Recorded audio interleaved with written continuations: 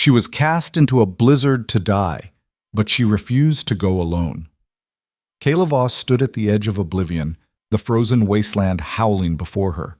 Behind, her pack, the only family she'd ever known, watched with cold eyes as their alpha raised his hand and branded her traitor. Her crime? Saving a life they deemed worthless. Now, exiled into a storm that devoured the weak, Kayla faced certain death. But she would not beg. She would not break. Stay until the end to see how one defiant choice rewrites the laws of survival. Like this video and comment what city you're watching from. The wind screamed across the frozen ridge like a living thing, tearing at Kayla's fur and skin with claws of ice. She stood alone at the edge of the cliff, her breath forming desperate clouds in the bitter air, her legs trembling, not from cold, but from the weight of what was happening. Behind her, the Iron Peak pack formed a half-circle of judgment. 50 wolves, maybe more, all watching with eyes as hard and unforgiving as the stone beneath their paws.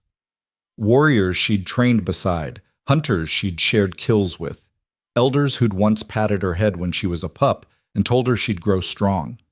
Now they looked at her like she was nothing. At the center of the circle stood Alpha Torvin, a mountain of muscle and scarred fur, his presence so commanding that even the storm seemed to quiet when he spoke. His voice cut through the wind like a blade through flesh. "Kayla Voss," he growled, each word deliberate, final. "You have broken the first law of Iron Peak. You have shown mercy to weakness. You have wasted our resources on a creature who could not earn his place among us." Kayla's jaw clenched. She wanted to scream, to argue, to make them understand, but she'd already tried. For 3 days, she'd pleaded her case before the council. For 3 days, they'd refused to listen. "He was dying," she said, her voice rough but steady. "He was one of us." "He was tainted," Torvin spat. The crowd murmured in agreement, a low rumble of contempt. "A rogue from the Blackwater territory, poisoned by their sickness. You brought him into our den, you fed him our meat. You risked every life in this pack for a stranger who would have died anyway. I saved him. You defied me." Torvin's voice rose to a roar that silenced even the wind. His eyes blazed with fury and something else. Disappointment, maybe, or betrayal. "I am Alpha. My word is law. And you chose to place your soft heart above the survival of your pack." Kayla's claws dug into the frozen ground. Her heart hammered against her ribs. She'd known this was coming. The moment she'd carried that wounded rogue into the den, bloodied and delirious, the moment she'd begged the healers to help him, she'd known. But she'd done it anyway, because the alternative was unthinkable. "The first law exists for a reason," Torvin continued, pacing before her like a predator circling prey. "We are not the soft packs of the South, who coddle the weak and rot from within. We are Iron Peak. We are strong because we do not hesitate. We do not doubt. We do not waste our strength on those who cannot contribute." "Strength isn't just survival," Kayla shot back, her voice trembling with emotion she could no longer contain. "Strength is choosing to protect, even when it's hard, even when it costs you." "Silence!" The word cracked like thunder. Torvin moved so fast she barely saw him. One moment he was 10 feet away, the next his massive hand was around her throat, lifting her off the ground. Her paws scrabbled uselessly in the air. The pack watched, stone-faced, as their alpha held her aloft like a piece of prey. "You speak of protection," Torvin growled, his muzzle inches from hers, his breath hot against her face. "But you are young. You are foolish. You do not understand the world beyond this ridge. Out there," he gestured toward the endless white expanse behind her, "there is no mercy, no second chances. Only the strong survive. And you, Kayla Voss, have proven you are not strong." He released her. She hit the ground hard, gasping, her throat burning. For a moment, the world spun. Then she forced herself to her feet, refusing to show weakness, refusing to give them the satisfaction. Torvin turned his back on her, addressing the pack. "Kayla Voss is hereby exiled from Iron Peak. She will take nothing but the clothes on her back. She will leave now, into the storm. If she survives, she may find another pack foolish enough to take her. If not," he shrugged, "then the wild will teach her what I could not." A few of the younger wolves shifted uncomfortably. Kayla saw Mira, her childhood friend, look away. shame coloring her features. But no one spoke. No one dared. "You have 1 hour before nightfall," Torvin said coldly. "After that, if you are still within our territory, you will be hunted as an enemy. Do you understand?" Kayla met his gaze. Her chest burned with 1,000 words she wanted to scream, accusations, pleas, curses, but she swallowed them all. She would not give him her despair. "I understand," she said quietly. Torvin's expression flickered, surprised perhaps that she hadn't begged, but it vanished as quickly as it came. He turned and stalked toward the den entrance, his massive form disappearing into the shadow of the mountain. One by one, the pack followed, until only a handful remained. Mira approached hesitantly. "Kayla, don't." Kayla's voice was flat. "If you're not going to stand with me, don't pretend you care." Mira flinched as if struck, her mouth opened, closed. Then she too turned and walked away, leaving Kayla alone on the cliff with nothing but the howling wind and the vast, merciless wilderness stretching before her. The first hour was the hardest, not because of the cold, though the cold was brutal, a living thing that sank teeth into her bones and refused to let go. Not because of the wind, though the wind battered her relentlessly, each gust threatening to knock her off her feet. No, the hardest part was the silence. For 23 years, Kayla had lived surrounded by her pack.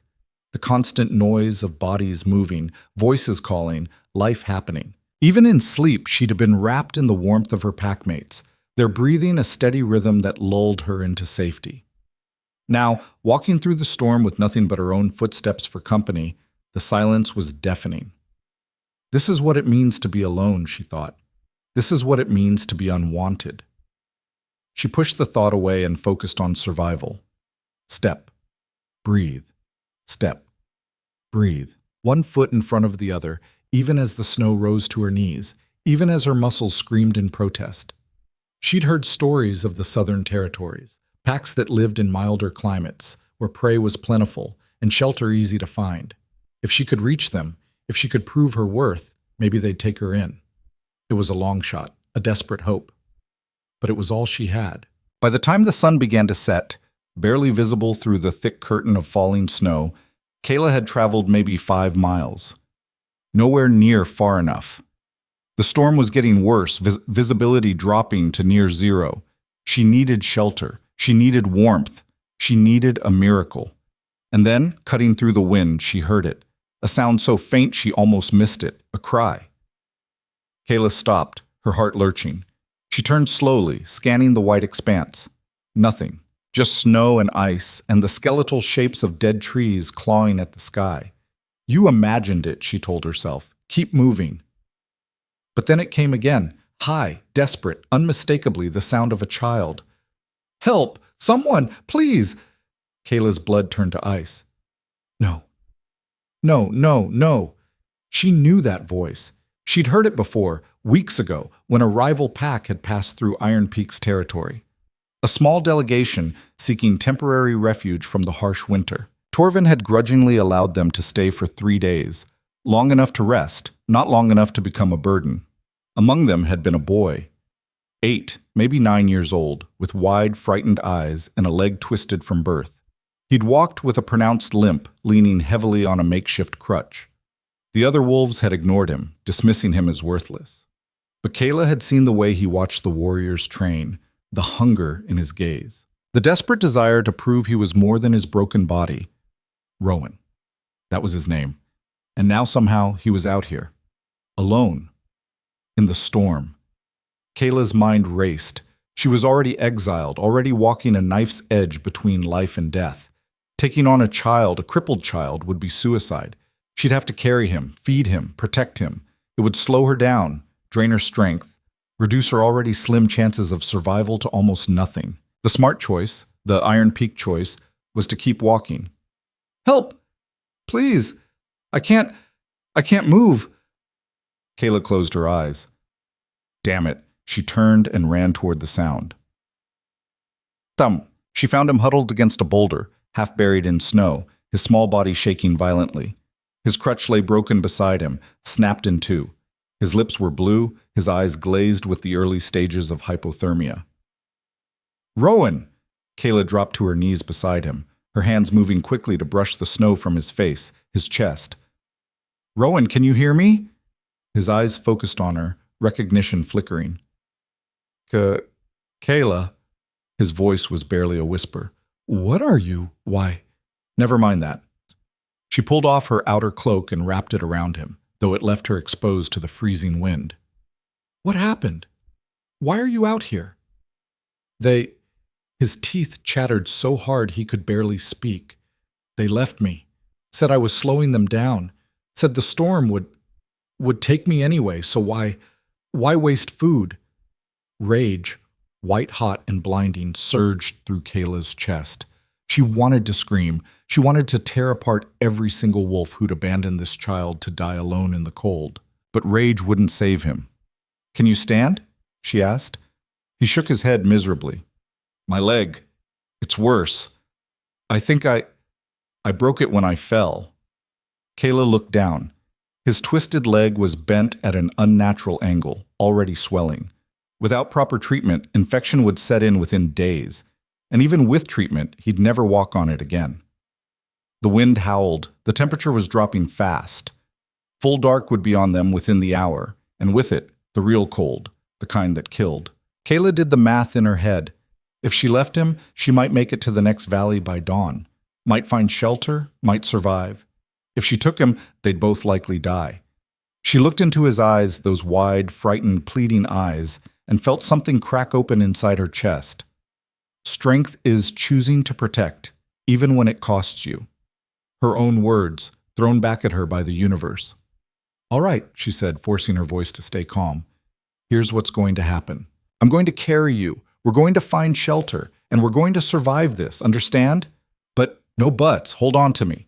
She lifted him as gently as she could, ignoring his cry of pain when his broken leg shifted. He was lighter than she'd expected. Too light, really, half-starved and weak. But even so, the added weight would be brutal over long distances. Kayla adjusted her grip, settling him against her back in a position that would distribute his weight evenly. His small arms wrapped around her neck, his face pressed against her shoulder.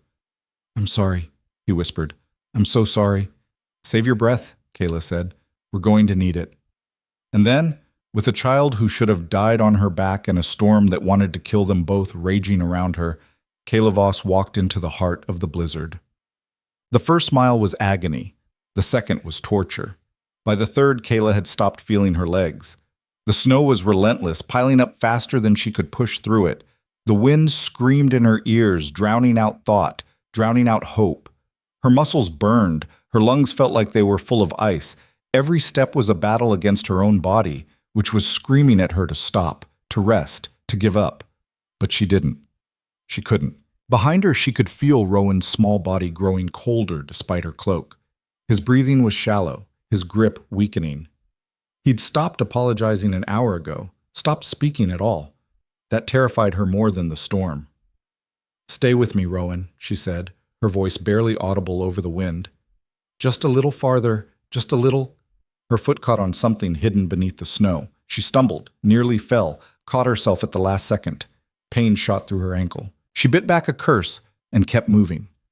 There has to be shelter somewhere, a cave, an overhang, anything, but the landscape was barren, endless white in every direction. No trees large enough to block the wind, no rocks big enough to hide behind, just cold and snow and death.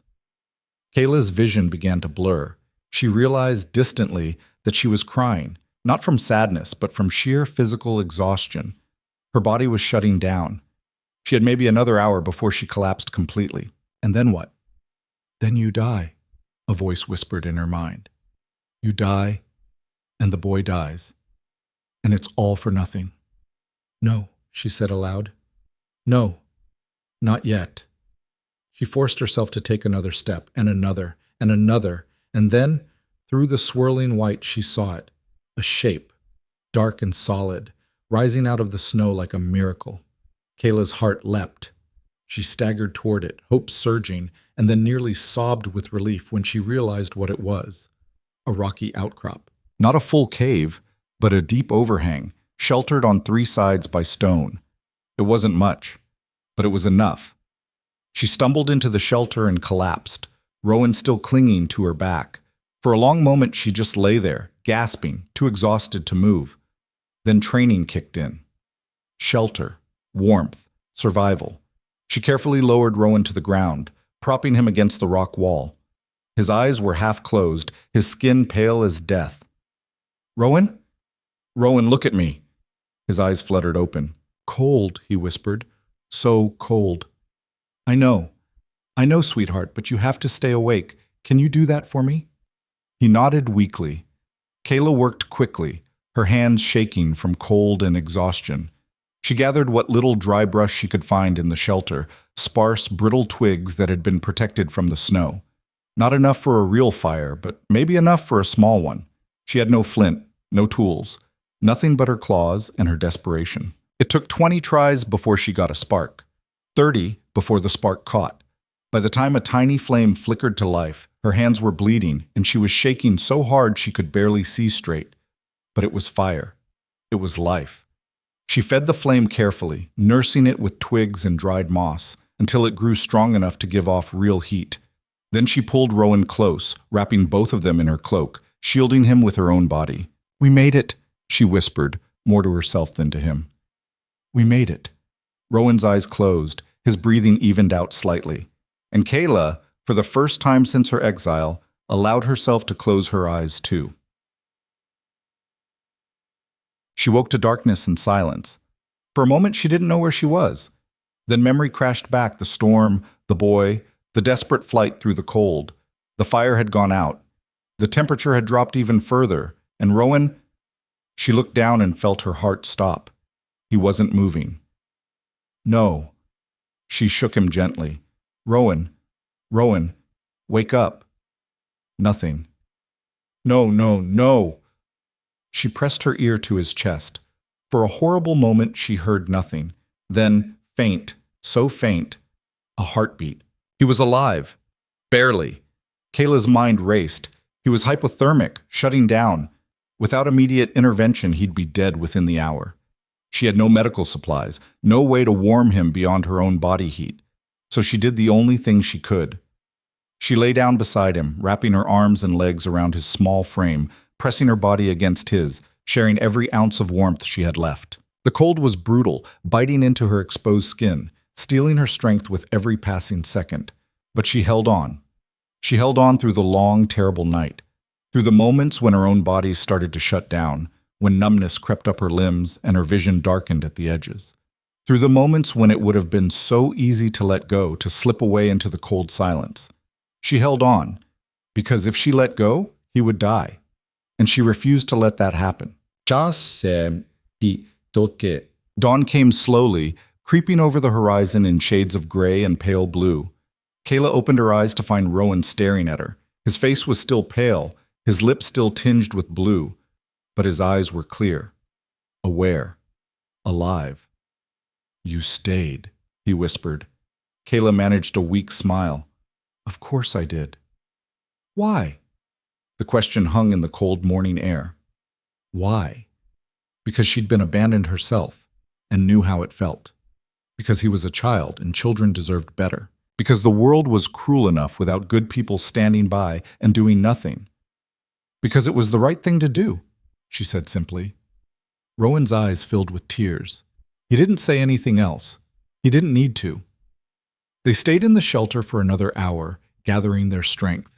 The storm had passed during the night, leaving behind a world transformed, blindingly white, eerily silent, beautiful and deadly in equal measure. Kayla checked Rowan's leg. It was bad, swollen, discolored, hot to the touch. Infection was setting in already. He needed proper medical care. He needed warmth and food and rest. He needed things she couldn't give him, but she could give him one thing. She could keep moving. "Can you hold on to me?" she asked. He nodded. She lifted him onto her back once more, ignoring the screaming protest of her own muscles. Then, with the sun rising behind them and an uncertain future ahead, Kayla Voss walked out of the shelter and back into the wild. This time, she wasn't alone. This time, she had someone worth fighting for. And that made all the difference. By the third day, Kayla's body had become a map of suffering. Every muscle screamed. Her feet were blistered and bleeding inside her boots. Her shoulders burned from carrying Rowan's weight, the pain so constant it had become a kind of white noise. Always there, impossible to ignore, but somehow she kept moving anyway. The landscape had changed. The barren snowfields had given way to dense forest, the trees so thick overhead that barely any light filtered through.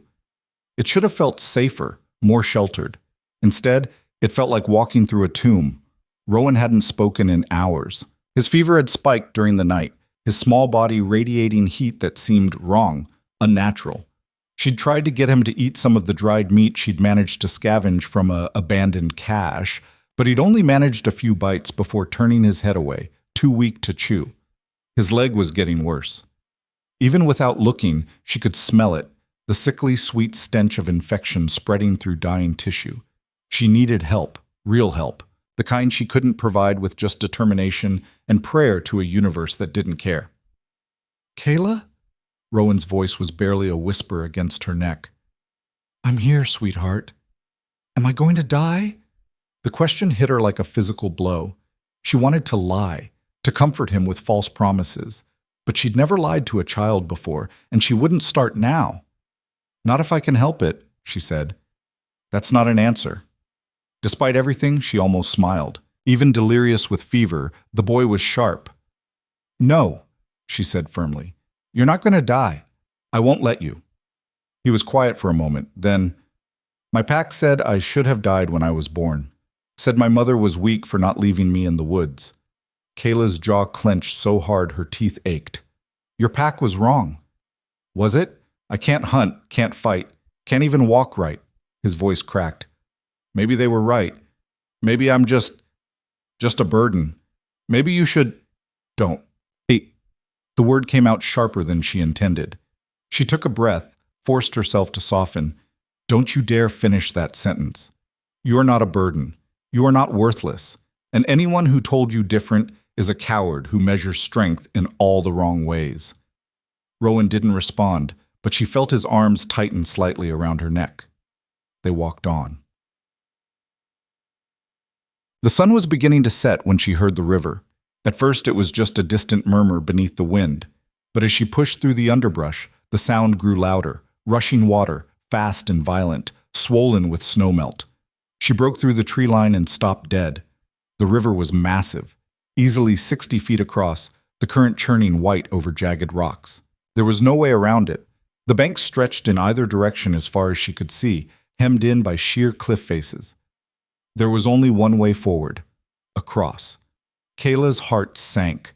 Under normal circumstances, she could have made the crossing. She was a strong swimmer, trained since childhood to navigate treacherous waters. But with Rowan on her back, weakened and exhausted, with the current this strong and the water this cold. "What is it?" Rowan asked, his voice muzzy with fever. "A river," she said. "A big one." She felt him shift, trying to look. "Can we cross it?" That was the question, wasn't it? She studied the water, looking for any advantage. There, about 20 feet downstream, a series of rocks broke the surface, creating something almost like stepping stones. If she timed it right, if she was careful, if she was lucky. Who was she kidding? There was no luck in this. There was only necessity. "Hold on tight," she said, "and whatever happens, don't let go." "Kayla, I mean it, Rowan, no matter what, promise me." A pause, then, barely audible, "I promise." She approached the river's edge, her boots sinking into the muddy bank. The water was so cold she could feel it from 3 feet away, the spray like needles against her skin. "This is insane," part of her whispered. "You're going to kill you both." "Maybe," she answered herself. "But staying here definitely will." She took a breath, said a wordless prayer to whatever forces governed this merciless world, and stepped into the water. The cold was instantaneous and absolute. It punched the air from her lungs, sent shocks of pain racing up her legs. The current immediately tried to drag her downstream, but she braced herself against it, fighting for every inch. "It's okay," she said, as much to herself as to Rowan. "It's okay, we've got this." Her foot slipped on the slick stones beneath the surface. She staggered, nearly went down, caught herself at the last second. Rowan cried out and clutched tighter, his weight shifting dangerously. "I've got you," she gasped. "I've got you. Just don't move." She took another step, then another. The water was up to her waist now, the current so strong it felt like invisible hands trying to pull her under. Every muscle in her body was locked in combat with the river, every step of victory measured in inches. Halfway across, she could see the far bank now, tantalizingly close. Just a little farther, just a little. Her foot came down on nothing. She'd miscalculated. The bottom dropped away suddenly, and before she could react, the current had her. She went under, the freezing water closing over her head, Rowan's weight dragging her down. No. No, no, no! She kicked frantically, broke the surface, gasped for air. Rowan was screaming, his grip slipping. "Don't let go!" she choked out. "Rowan, don't!" The current slammed them into a rock. Pain exploded through her shoulder. She tasted blood. But she managed to grab hold of the stone, her fingers scrabbling for purchase on the slick surface. For a moment, they hung there, suspended between life and death. The river roared around them, trying to tear them away. Kayla's arms were shaking, her strength nearly gone. "Get up! Move! Now!" With a scream of pure effort, she hauled them both onto the rock. It was barely 3 feet across, barely enough space for her to crouch, but it was solid. Real. She clung to it, coughing up water, her whole body convulsing with cold. "Kayla?" Rowan's voice was terrified. "Kayla, I can't feel my hands." She looked down. His fingers were blue, his grip weakening. Hypothermia was setting in. They had minutes, maybe less. The far bank was still 15 feet away. Between them and safety was nothing but churning white water and certain death. Kayla made a decision. She pulled Rowan around to her front, positioning him against her chest so she could hold him with one arm. He was barely conscious now, his eyes rolling back. "Stay with me," she said fiercely. "Just a little longer, just—" She pushed off the rock and into the current. This time she didn't try to fight it. She let it take them, angling her body, using the river's own force to propel them downstream. It was madness. It was suicide. It was the only chance they had. The water battered them, spinning them like leaves. Kayla's lungs burned, her vision tunneled. But she kept her grip on Rowan, kept her body between him and the rocks, kept moving, moving, moving. Her hand hit something solid. A branch. Jutting out from the bank, thick and strong. She grabbed it with desperate strength, felt it hold. The current tried to tear her away, but she held on, screaming with effort, and pulled. Inch by impossible inch, she dragged them toward the shore. Her feet touched bottom. She staggered forward, still clutching Rowan, and collapsed onto the muddy bank. For a long moment she just lay there, too exhausted to move, too grateful to be alive to care about anything else. Then she heard it. Voices. Kayla's head snapped up. Through the trees, maybe 50 yards away, she saw movement, figures, wolves, a pack. Hope surged through her chest, followed immediately by fear. Not all packs were friendly. Some were territorial, violent, and she was a stranger carrying a dying child, with no strength left to defend herself. But she didn't have a choice. She forced herself to her feet, lifted Rowan, so light now, too light, like he was already halfway to being a ghost, and stumbled toward the voices. They found her before she found them. One moment she was alone, struggling through the underbrush. The next, 4 massive wolves materialized from the shadows, forming a loose circle around her. Warriors, all of them, scarred and battle-hardened, their eyes sharp with suspicion. Kayla stopped, raised her hands slowly, showing she was unarmed. "Please," she said, her voice hoarse. "I need help. The boy, he's sick. He needs—" "Identify yourself." The command came from the largest of the 4, a grizzled male with a torn ear and a voice like grinding stone. "Name and pack." Kayla Voss, former Iron Peak. Murmurs rippled through the group. Iron Peak had a reputation, strong, ruthless, unforgiving, not the kind of pack that exiled members lightly. "Former," the warrior repeated, his eyes narrowing. "Why, former?" Kayla hesitated. The truth could condemn her, but lies would be worse. "I was exiled," she said, "for showing mercy to an outsider." The warrior's expression didn't change. And the boy? His name is Rowan. His pack abandoned him in the storm. I found him dying. I couldn't... Her voice cracked. I couldn't just leave him. One of the other warriors, a female with silver-streaked fur, stepped closer, studying Rowan's unconscious form. Her eyes widened. His leg, she said quietly. It's infected. Badly. I know, Kayla said desperately. That's why I need help. Please, if you have healers, if you have any... Silence. The grizzled male held up a hand. His gaze swept over Kayla, assessing, judging. You bring disease into our territory. You claim exile from Iron Peak, which means you may be a criminal or a traitor. And you carry a crippled child who will drain our resources. Give me one good reason why we shouldn't drive you back into the wilderness. Kayla's blood ran cold. It was Iron Peak all over again. The same cold calculation. The same cruel math.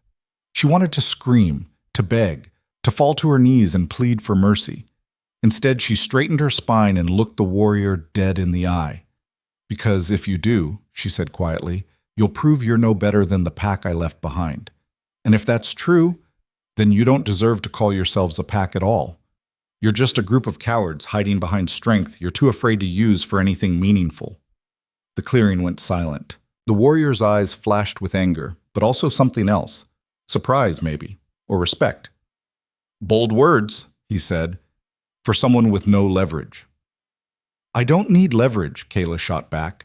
I need you to remember what it means to be pack, to protect those who can't protect themselves, to choose compassion over convenience.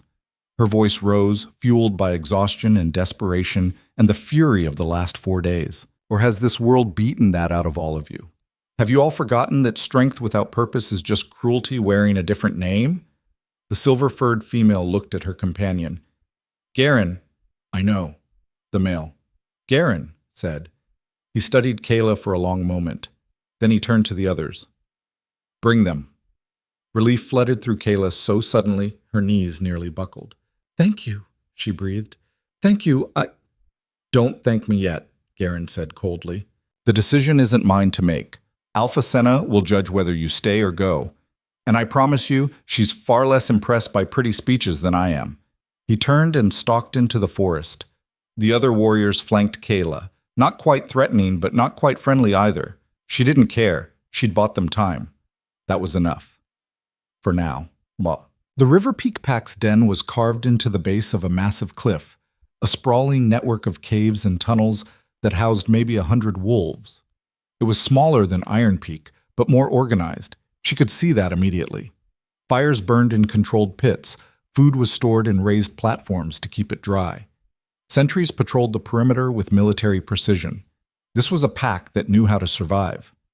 They were led through the main cavern, where dozens of eyes tracked their passage. Kayla heard the whispers, saw the pointing, the suspicious stares, the parents pulling their children back as she passed.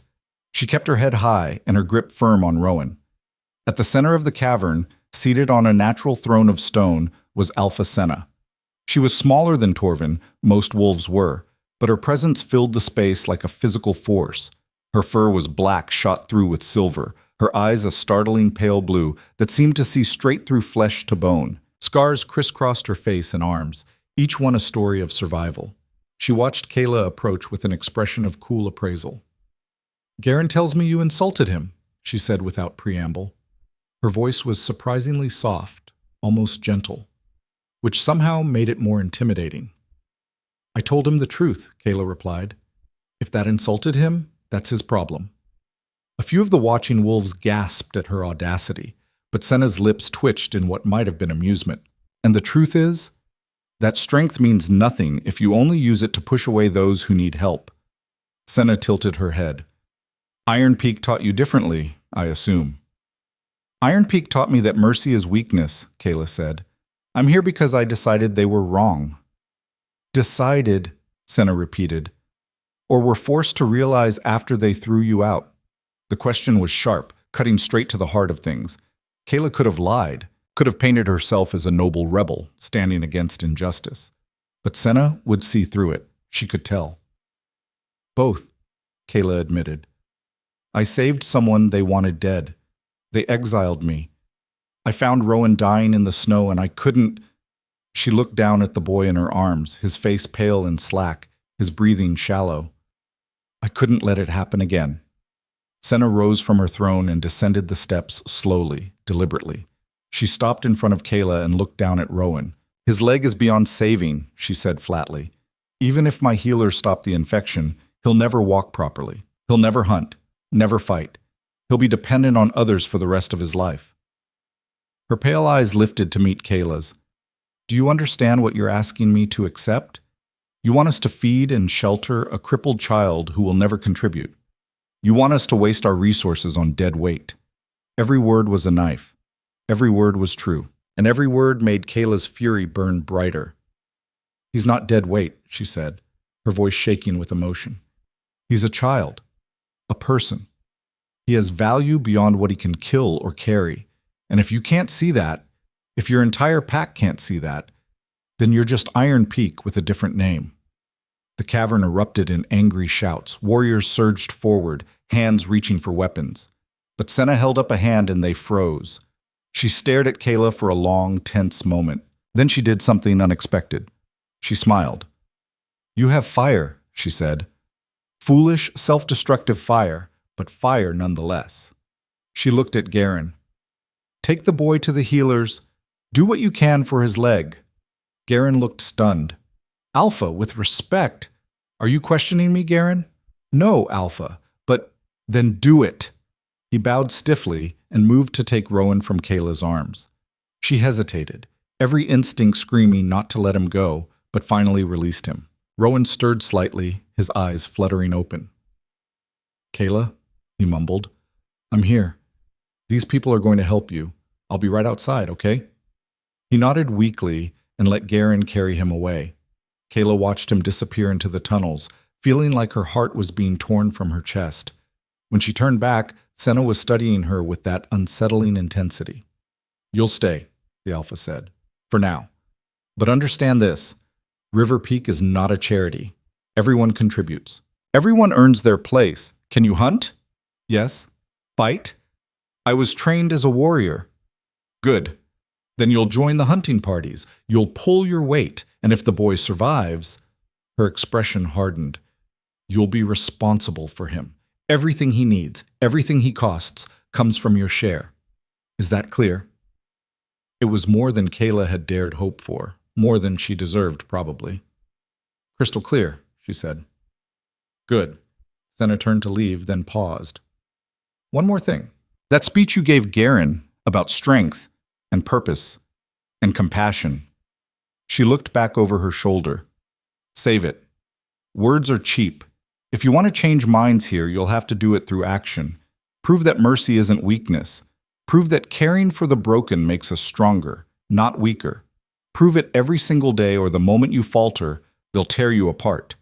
She walked away, leaving Kayla alone in the center of the cavern with 100 hostile eyes watching. And Kayla realized with a sinking feeling that the hardest battle was just beginning.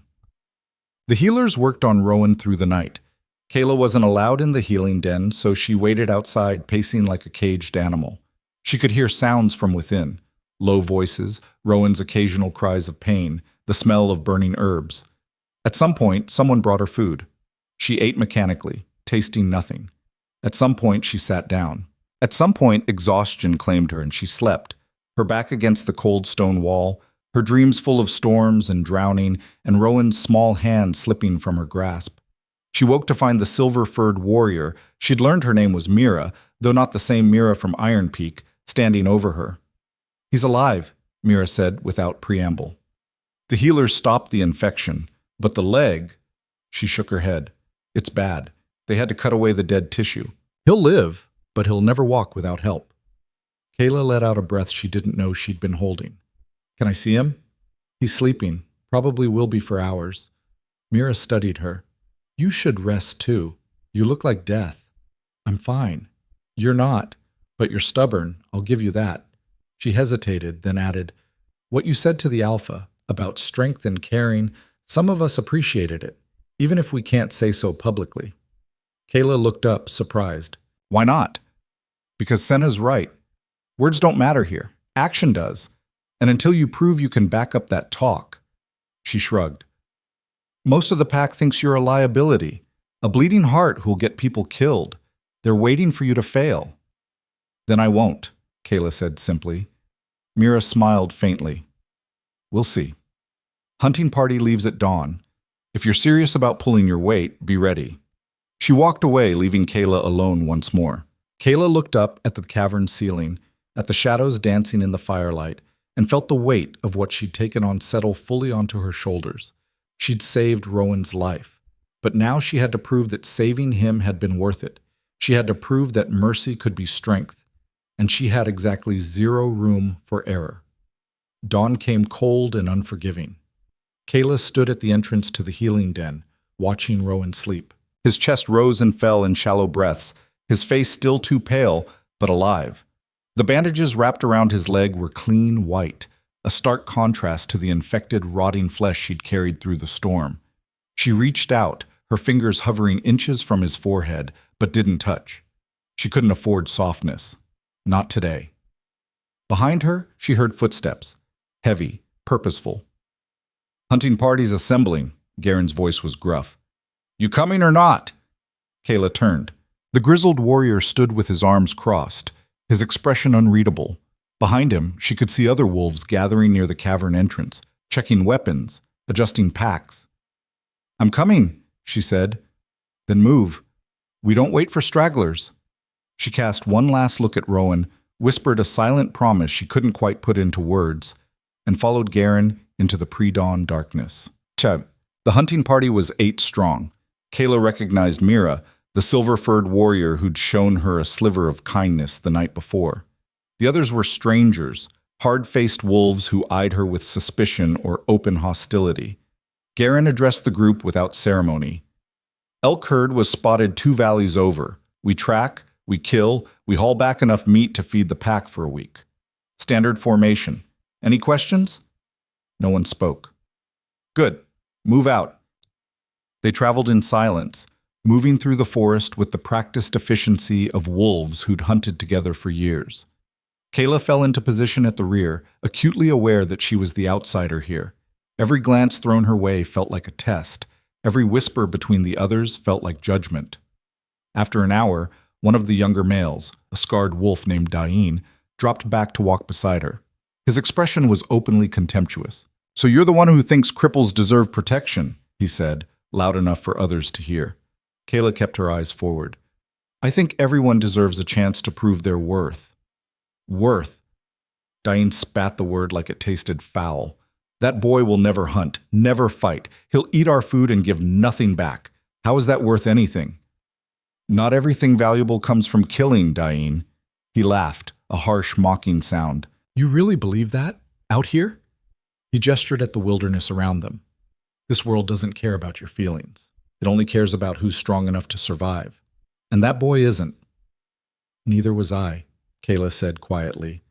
4 days ago, I was dying in a storm, alone. By your logic, I should be dead right now. Maybe you should be. The words hung in the cold air like a blade. Before Kayla could respond, Garen's voice cut through the tension. Quiet, both of you. We're close. Ahead through the trees, Kayla could see movement. The elk herd, maybe 20 animals grazing in a snow-covered meadow. Beautiful, majestic, and completely unaware they were being hunted. Garen made quick hand signals. The pack split into 3 groups, flankers to drive the herd, strikers to make the kill, and rear guards to cut off escape routes. It was textbook strategy, executed with precision. Kayla was assigned to the strikers. Keep up, Garen muttered. And don't miss. We get one shot at this. They moved into position, low and silent, using the terrain for cover. Kayla's heart pounded. It had been weeks since her last hunt, and never with unfamiliar wolves, never with this much riding on success. Focus. Breathe. You've done this 1,000 times. Garen raised his hand, held it, then dropped it. They burst from cover in perfect synchronization. The elk scattered immediately, panicked bellows filling the air as they stampeded toward the far side of the meadow. The flankers emerged right on cue, turning them, funneling them toward the strikers. A massive bull broke from the herd, charging straight toward Kayla. 800 pounds of muscle and antlers, moving like a freight train. She planted her feet, waited for the perfect moment, then lunged. Her claws found purchase on the elk's flank. It screamed and bucked, trying to shake her off, but she held on, climbing, positioning herself for the killing blow. Everything else fell away, the watching pack, the cold, the fear. There was only the hunt. She sank her teeth into the elk's throat and pulled. Hot blood flooded her mouth. The elk staggered, crashed to its knees, and went still. Kayla released her grip and stepped back, her chest heaving, adrenaline singing through her veins. Around her, the other hunters had made their kills. 3 elk down.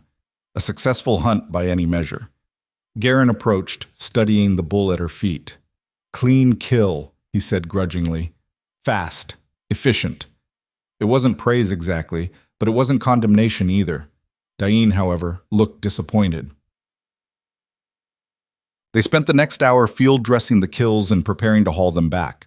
It was brutal, messy work, but Kayla threw herself into it, determined to pull her weight. Mira worked beside her, her hands steady as she separated hide from meat. "You hunt well," she said quietly. "I was trained well," Kayla replied. "Iron Peak's methods are harsh, but they produce warriors." Mira paused, then added, "Is it true what they say? That you defied your alpha directly?" Kayla's hands stilled. "Depends on what they're saying. That you saved a dying rogue. That Torvin ordered you to let him die and you refused. That you stood before the entire pack and called their strength hollow." "All true," Kayla said. Mira's eyes widened slightly. "That took courage. Stupidity, maybe. But courage. Felt more like necessity at the time." They worked in silence for a moment. Then Mira said, "The boy, Rowan, what will you do when he wakes?" "Take care of him. And when he's grown, when he still can't hunt, can't fight? When the pack demands you abandon him because he's a burden?" Kayla met her gaze steadily. "I'll figure it out." "That's not an answer." "It's the only one I have." Mira shook her head, but there was something almost like respect in her expression. "You're either the bravest wolf I've ever met, or the most foolish. I haven't decided which. Can I be both?" Despite herself, Mira smiled. "Maybe you can." A shout interrupted them. One of the hunters, a lean female named Kess, was standing at the edge of the clearing, her body rigid with tension. "Garen, we've got tracks!" Everyone dropped what they were doing and moved to where Kess stood. In the snow, clear as day, were massive paw prints, far larger than any wolf. "Mountain lion," Garen said, his voice grim. "Big one and fresh. These were made within the last hour." Diane cursed. "It's probably been watching us, waiting for us to finish so it can steal our kills. Or waiting for us to let our guard down so it can make us the kill," Mira added. Garen studied the tracks, his expression calculating. "We can't leave the meat. The pack needs it. But we can't fight a cat this size in open ground either." "So what do we do?" Kess asked. Before Garen could answer, a low growl rumbled from the tree line. Everyone's head snapped up. There, maybe 30 yards away, crouched on a fallen log, was the mountain lion. It was enormous, easily twice the size of the largest wolf. Its golden eyes locked onto the hunting party with predatory focus, its muscles coiled and ready to spring. "Don't move," Garen said softly. "Stay together. Stay calm." But the cat had already made its choice. It launched itself from the log with terrifying speed, closing the distance in heartbeats. The hunters scattered, years of training overriding panic, but the cat ignored most of them. It went straight for the weakest target. Kayla. She barely had time to register the movement before 400 pounds of muscle and claws slammed into her, driving her to the ground. Pain exploded through her shoulder where the cat's claws tore through flesh. She rolled desperately, trying to get clear, but the cat was faster, heavier, stronger. Its jaws snapped inches from her throat. Then Mira was there, slamming into the cat's side with enough force to knock it off balance. Garen and Diane followed immediately, attacking from different angles, trying to overwhelm it with numbers. But the cat was a killer, and it moved like liquid death. It caught Diane across the face with one massive paw, sending him sprawling. Spun and sank its teeth into Mira's shoulder. She screamed, and the sound cut through Kayla like a knife. Kayla surged to her feet, ignoring the blood streaming down her arm. She saw Garen trying to get a killing angle, saw the cat preparing to tear out Mira's throat, and made a choice. She grabbed a fallen branch, thick as her arm, heavy enough to hurt, and charged. The cat saw her coming, released Mira and turned to face this new threat, its lips pulled back in a snarl that showed every one of its killing teeth. Kayla didn't slow down. She swung the branch with everything she had. It connected with the cat's skull with a sound like splitting wood. The animal staggered, shook its head, and then, impossibly, lunged at her again. But Kayla had bought the other's precious seconds. Garen was on the cat's back, his teeth buried in its neck. Kess and another hunter attacked its flanks, and Mira, bleeding but alive, drove her claws deep into its belly. The cat thrashed, trying to throw them off, but there were too many. Too much damage. Too much blood. It collapsed with a sound like thunder, twitched once, and went still. For a long moment, no one moved. They stood in a circle around the dead predator, chests heaving, covered in blood. Theirs and the cat's. Then Diane started laughing, hysterical, half-crazed laughter. "Did we just kill a mountain lion?" he gasped. "Did that actually happen?" "Shut up, Diane," Garen growled. But even he looked shaken. Mira was sitting in the snow, clutching her wounded shoulder. Kayla dropped to her knees beside her. "Let me see." "I'm fine," Mira said through gritted teeth. "You're not. Let me see." Reluctantly, Mira moved her hand. The wound was deep but clean. No sign of infection yet, but it would need proper treatment. Kayla tore a strip from her own clothing and wrapped it tightly around Mira's shoulder, applying pressure to slow the bleeding. "Why did you do that?" Mira asked quietly. "Jump in like that. You could have been killed." "So could you," Kayla replied. "Wasn't about to let that happen." Mira stared at her for a moment, something shifting in her expression. "You saved my life. You saved mine first. That's different. You're Pack now, sort of. I was protecting Pack." "So was I," Kayla said simply. Around them, the other hunters were securing the elk carcasses and preparing to move. Garen approached, his expression hard to read.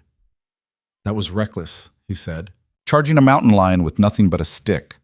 It worked. It could have gotten you killed, could have gotten all of us killed. But it didn't." Garen studied her for a long moment. Then, incredibly, he smiled. It was a small thing, barely there, but real. "No," he said. "It didn't. Come on, we need to get back before dark, and someone needs to carry the cat." "The cat?" Kayla blinked. "You think we're leaving that much meat in that pelt? That thing's worth more than 3 elk combined." He clapped her on the shoulder, the wounded one, making her wince.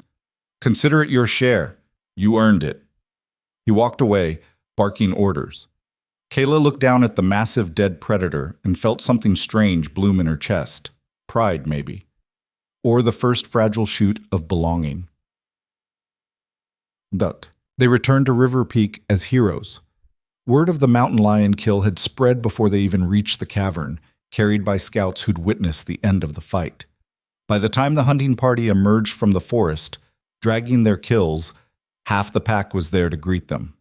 Cheers erupted when they saw the cat. Alpha Senna herself descended from her throne to inspect it, running her hand along the pelt, her expression approving. "Well done," she said to Garen. Then her pale eyes found Kayla. "I hear you landed the blow that stunned it." Yes, Alpha," Kayla said, surprised. "And that you protected Mira when the cat had her down." "Anyone would have, but not everyone did." Senna's gaze swept over the hunting party. "Some of you hesitated. Some of you thought only of your own survival. But this one," she gestured at Kayla, "this exile from Iron Peak, this stranger you've been calling a liability, she risked her life for Pack." The crowd murmured. Kayla saw some expressions soften. Others remained hostile. Senna stepped closer, lowering her voice so only Kayla could hear. "You're winning them over, slowly. Keep proving yourself and they'll accept you. But understand this. The moment you fail, the moment that boy becomes a burden they can see and measure, they'll turn on you, both of you." "I understand," Kayla said. "I hope so." Senna raised her voice again. "Tonight we feast in honor of our hunters and their kill." The crowd roared approval. As they dispersed, Kayla slipped away from the celebration and headed for the healing den. She found Rowan awake. He was sitting up, barely, his back propped against the cave wall. His face lit up when he saw her. "Kayla!" Then his expression crumpled. When I woke up and you weren't here, I thought you'd left me." "Never," she said fiercely, moving to his side. "I told you I wouldn't leave you. I meant it." Your shoulder, you're hurt." "It's nothing. How are you feeling?" "Tired, sore. The healer said—" His voice dropped. "They said I'll never walk right again. That my leg is ruined." Kayla took his small hand in hers. "Your leg doesn't define you, Rowan. You're still you, still brilliant, still brave, still worth everything." Tears spilled down his cheeks. "What if I can't do anything? What if I'm just—" "You'll find a way," Kayla said, "and I'll help you, whatever it takes. I promise." He clutched her hand like a lifeline and wept. She held him while the sounds of celebration echoed through the cavern, while the pack feasted on meat she'd helped bring down, while the future stretched uncertain and terrifying before them. But for this moment, they were together. They were alive. And that was enough. The next 3 weeks passed in a blur of activity. Kayla threw herself into pack life with single-minded determination. She hunted nearly every day, bringing down prey with a skill that even the most skeptical wolves had to acknowledge. She trained with the warriors, learning River Peak's fighting techniques, proving she could hold her own against opponents twice her size. And every evening, without fail, she returned to Rowan. The boy was healing, but slowly. His leg remained twisted and weak, the healer's best efforts unable to fully restore what infection had destroyed. He could stand now, with help. Could take a few halting steps with a crutch. But the reality was becoming clear. He would never be a hunter, never be a warrior. In a world that measured worth by strength, he was already being dismissed. Kayla heard the whispers, saw the looks, waste of resources, dead weight. She should let him go. She ignored them all. Instead, she began teaching Rowan other skills. She showed him how to identify medicinal herbs, how to prepare them, how to treat wounds. The healers were old, their knowledge vast, but their bodies failing. They needed an apprentice. Rowan proved to be a natural. His hands, though small, were steady. His mind was sharp, absorbing information like dry earth drinking rain. Within days, he was helping with basic treatments. Within a week, the head healer, a wizened female named Cora, was asking for him specifically. "The boy has a gift," Cora told Kayla one evening. "A gentle touch, patience. These things can't be taught." She studied Kayla with knowing eyes. "You're teaching him to be valuable in ways this pack will eventually have to acknowledge." "I'm teaching him to survive," Kayla replied. Same thing in the end. But not everyone saw it that way. Diane in particular had become increasingly hostile. He'd never forgiven Kayla for making him look weak during the mountain lion fight. He'd been the one knocked aside, left bleeding while she'd charged in. He began making mistakes during training sessions. A claw raked too hard across Kayla's ribs, a tackle that sent her crashing into a wall. Each time, he apologized with a smile that didn't reach his eyes. "Accidents happen," he'd say. Kayla endured it. She had no choice. Then came the day everything changed.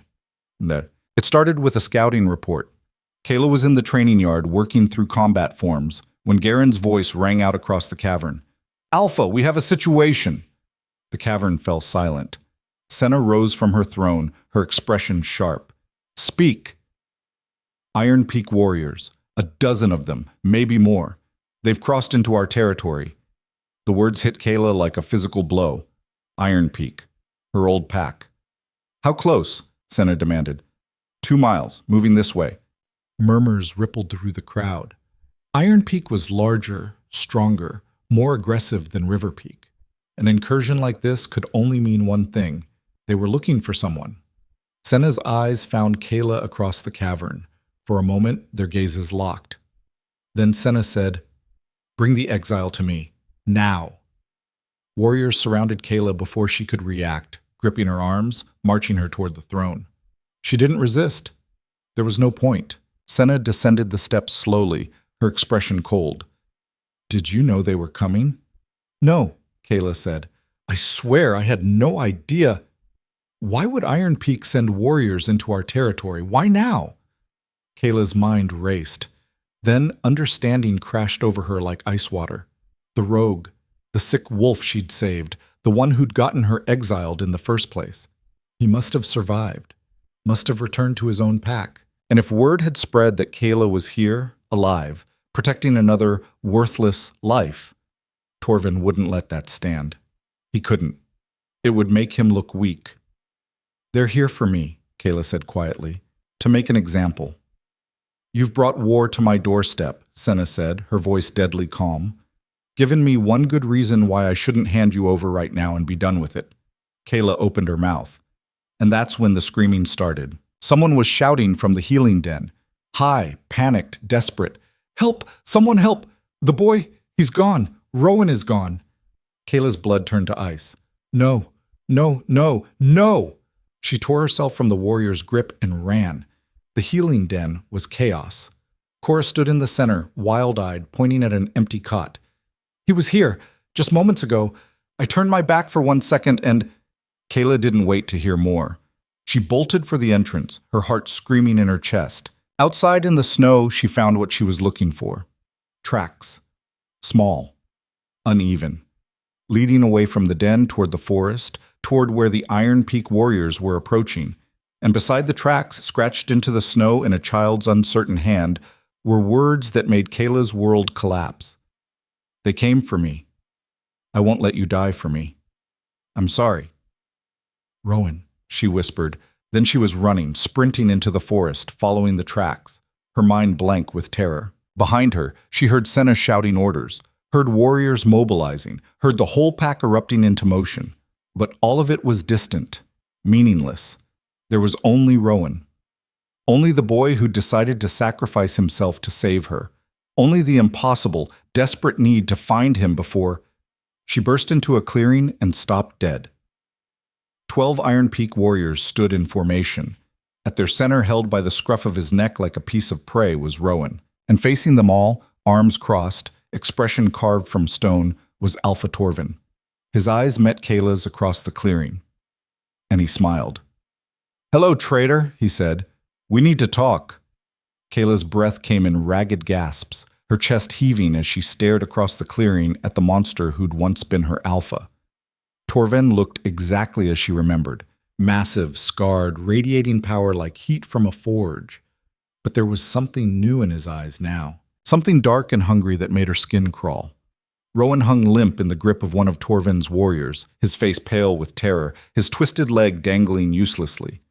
When he saw Kayla, his eyes went wide. "No," he choked out. "No, you weren't supposed to. I told you to stay." "Quiet," the warrior holding him growled, shaking him like a disobedient pup. Kayla's claws extended involuntarily. Every instinct screamed at her to attack, to tear through the line of warriors and rip Rowan from their grasp. But she forced herself to remain still. Forced herself to think. 12 Iron Peak warriors, all of them trained killers, all of them loyal to Torvin. She was one wolf, exhausted, wounded, outnumbered, but she was also the only thing standing between Rowan and whatever Torvin had planned. "Let him go," she said, her voice steady despite the terror clawing at her throat. "This is between you and me. He has nothing to do with it." Torvin's smile widened. "On the contrary, he has everything to do with it." He gestured lazily at Rowan. "This broken, useless creature is exactly why you were exiled. You chose mercy over strength, compassion over survival, and in doing so, you spat on everything Iron Peak stands for." "I spat on cruelty," Kayla shot back. "I spat on the idea that worth is measured only in blood and strength, and I'd do it again." "Would you?" Torvin took a step forward. His warriors moved with him, a synchronized unit. "Even knowing what it cost you, even knowing you'll die alone and forgotten, remembered only as the fool who threw away her life for nothing?" "He's not nothing. Isn't he?" Torvin's voice dropped to something almost pitying. "Look at him, Kayla. Really look. He can't hunt, can't fight, can't even walk without help. What value does he have? What purpose? More than you'll ever understand." The words came from behind her. Kayla spun to find Alpha Senna emerging from the tree line, flanked by 24 River Peak warriors. Garen and Mira were at her sides, weapons drawn, eyes hard. Relief flooded through Kayla, followed immediately by fear. This could escalate from confrontation to bloodbath in seconds. Torvin's expression didn't change. Alpha Senna. How unexpected. Is it? Senna moved to stand beside Kayla, her presence solid and unwavering. You invade my territory, threaten my pack members. Did you think I wouldn't respond? Your pack members? Torvin's eyebrows rose. She's been with you, 3 weeks? And you're already claiming her? How sentimental. She's proven herself multiple times, which is more than I can say for most wolves I've met. Senna's pale eyes locked onto Torvin's. Release the boy. Leave our territory, or there will be consequences. For a moment, the clearing was silent, except for the wind moving through the trees. Then Torvin laughed. It was a terrible sound, cold and mirthless, and full of contempt. Consequences, he repeated. From you? Senna, your pack is half the size of mine. Your warriors are soft from living in comfortable territory. You truly think you can threaten me? I think, Senna said quietly, that you've forgotten the most important rule of survival. It's not the biggest predator that wins, it's the smartest. She raised her hand. From the forest, all around the clearing, more River Peak wolves emerged. Not warriors, hunters, scouts, elders, even juveniles too young to fight. They formed a loose circle around Torvin's group, 50 strong, maybe more. Torvin's warriors shifted nervously, suddenly aware they were surrounded. You'd risk your entire pack? Torvin demanded, for this traitor and her broken pet? I'd risk everything, Senna said. To prove that strength without honor is just barbarism wearing a crown. She paused. But I'm not unreasonable. You want to settle this? Fine. Single combat. You and me. Winner takes the boy in the exile. Loser leaves and never returns. Murmurs rippled through both packs. Torvin studied Senna with calculating eyes. She was smaller than him by nearly 100 pounds. Older, less scarred, which meant less experienced in real combat. On paper, it should be an easy victory. No, Kayla said. Both alphas turned to look at her. No? Senna's voice was sharp. This is my fight, Kayla said. She stepped forward, positioning herself between the two alphas. I'm the one he came for. I'm the one he wants to make an example of. So let me face him. You're insane, Mira hissed from behind her. He'll kill you. Maybe, but it's the only way this ends without more bloodshed. Kayla looked at Torvin. You wanted to prove I was weak. That mercy makes wolves vulnerable. Here's your chance. Fight me. One-on-one. And let's see which philosophy is stronger. Torvin's smile returned, sharper than before. You think you can beat me? I think I have to try. For a long moment, Torvin said nothing. Then he gestured to his warrior. Release the boy. Rowan was dropped unceremoniously to the ground. He tried to stand, stumbled, collapsed. Kayla wanted to go to him, but forced herself to remain still. These are the terms, Torvin said, his voice carrying across the clearing. Single combat. To submission or death. If I win, I take both the exile and the cripple back to Iron Peak. They'll face judgment before the pack, the judgment they should have faced the first time. And if she wins? Senna demanded. If she wins, Torvin's tone made it clear how unlikely he considered this. I leave.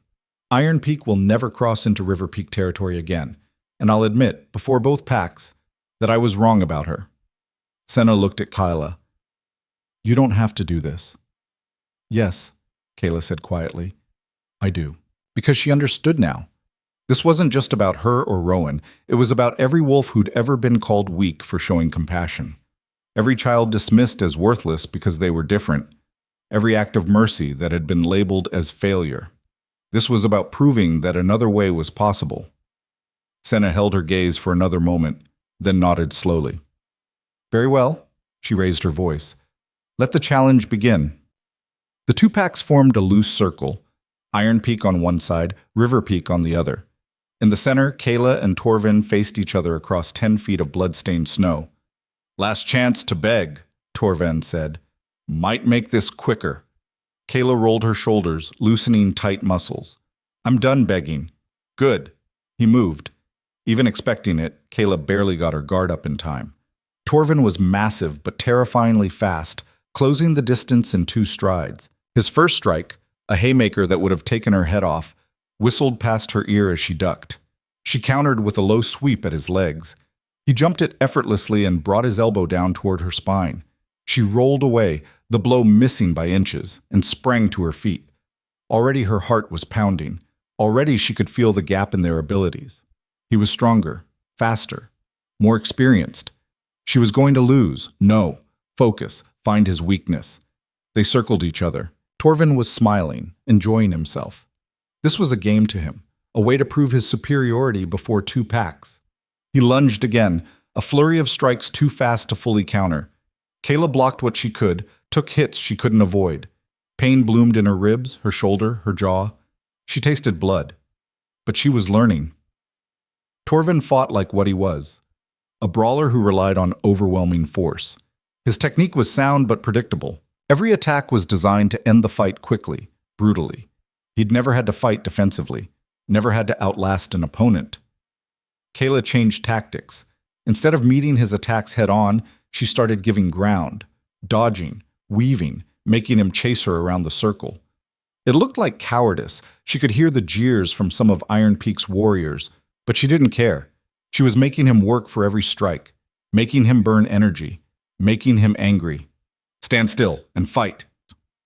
Torvin roared after the 5th time she slipped away from what should have been a killing blow. "Why?" Kayla gasped. "So you can end this faster? Not a chance." His face darkened. Pride, she realized. He couldn't stand looking foolish in front of both packs.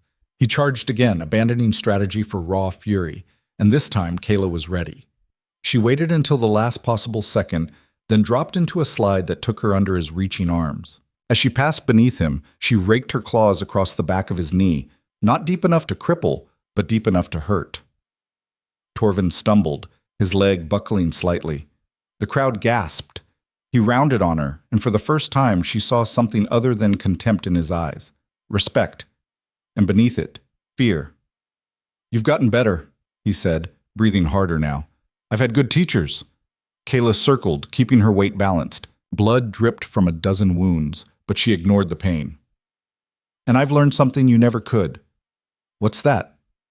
"That strength isn't about domination. It's about endurance, about protecting what matters even when it costs you everything." She locked eyes with him. "You taught me to be strong. You just didn't teach me what to be strong for." Torvin's expression twisted into something ugly. "Enough philosophy. Let's end this." He came at her again, and this time there was no holding back. Every strike was meant to kill, every movement precise and deadly. Kayla met him blow for blow. They crashed together in the center of the circle, a whirlwind of claws and teeth and desperate violence. The watching packs fell silent, barely breathing, as the 2 wolves fought with everything they had. Kayla felt her strength flagging, felt her vision starting to tunnel. She'd pushed her body past its limits days ago. The hunts, the training, the sleepless nights caring for Rowan. She had nothing left, but she kept fighting. For Rowan, watching from the sidelines with tears streaming down his face. For Mira and Garen and all the River Peak wolves who'd given her a chance. For every wolf who'd ever been told they weren't enough. She kept fighting, and then she saw her opening. Torvin was favoring his injured leg, just slightly, compensating by putting more weight on his right side. It was subtle. Most fighters wouldn't notice. But Kayla had spent 3 weeks learning to read the tiniest weaknesses in prey animals, learning to exploit the smallest advantages. She feinted left. Torvin shifted to block, his weight moving to his strong leg, and Kayla struck right, driving all her remaining strength into a strike at his wounded knee. Something cracked. Torvin's leg gave out completely. He crashed to the ground with a roar of pain and rage. Kayla didn't give him time to recover. She was on him immediately, forcing him onto his back, her claws at his throat. The clearing exploded with sound, cheers, gasps, shouts of disbelief. Beneath her, Torvin stared up with wide eyes. For the first time in probably his entire life, he was the one on the ground, the one vulnerable. "Yield," Kayla said. His jaw clenched. "Never." "Then I'll kill you." She pressed harder, drawing blood. And your pack will tear itself apart choosing a new alpha. Is that what you want? Is your pride worth that? Their eyes locked. In his, she saw rage, humiliation, and beneath it all, a grudging understanding. You've changed, he said quietly, so only she could hear. The Kayla I exiled would never have had the strength to do this. You're right, she said. She wouldn't have. But that Kayla died in the storm.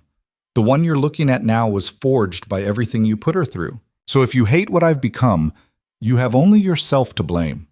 She leaned closer. Now yield or die. Your choice. The silence stretched, then, barely audible, I yield.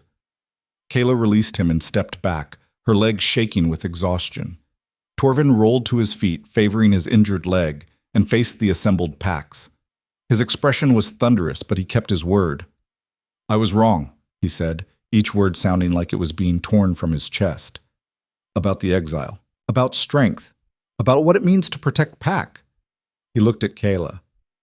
You are worth 10 of my warriors, and I was a fool to cast you out. The Iron Peak wolves stared at their alpha in shock. Senna stepped forward. Then we're agreed. You and yours leave our territory. Kayla and Rowan remain with River Peak under our protection. Torvin nodded stiffly. He turned to his warriors. Move out. They obeyed without question, melting back into the forest. Within moments, only Torvin remained. He looked at Kayla one last time. If you ever tire of playing nursemaid to the broken, Iron Peak would take you back. As Beta, probably. You've earned that much. I'll pass, Kayla said. Something that might have been a smile flickered across his face. I thought you might. He turned and limped into the trees and was gone. For a moment, no one moved. Then Rowan was stumbling toward her, dragging his bad leg, tears streaming down his face. You're alive! You're alive! Kayla caught him as he nearly fell, pulling him into a fierce embrace. Of course I am, you foolish, brave, impossible child. What were you thinking, running out there alone? I thought, if they had me, they'd leave you alone. Never do that again, she said fiercely. Never sacrifice yourself for me. Do you understand? We protect each other, both of us. Always. He nodded against her shoulder, sobbing too hard to speak. Around them, the River Peak pack was erupting in celebration. Wolves surged forward, shouting congratulations, pounding Kayla on the back hard enough to make her stumble. Mira appeared at her side, grinning. That was the most insane thing I've ever seen. You actually beat him. Barely, Kayla said. Doesn't matter. You won. You sent Iron Peak running with their tails between their legs. You... Mira laughed, the sound bright and disbelieving. You're a legend now. You know that, right? Kayla looked around at the celebrating wolves, at the respect and wonder in their eyes where before there'd been only suspicion. Then she looked down at Rowan, still clinging to her like she might disappear if he let go.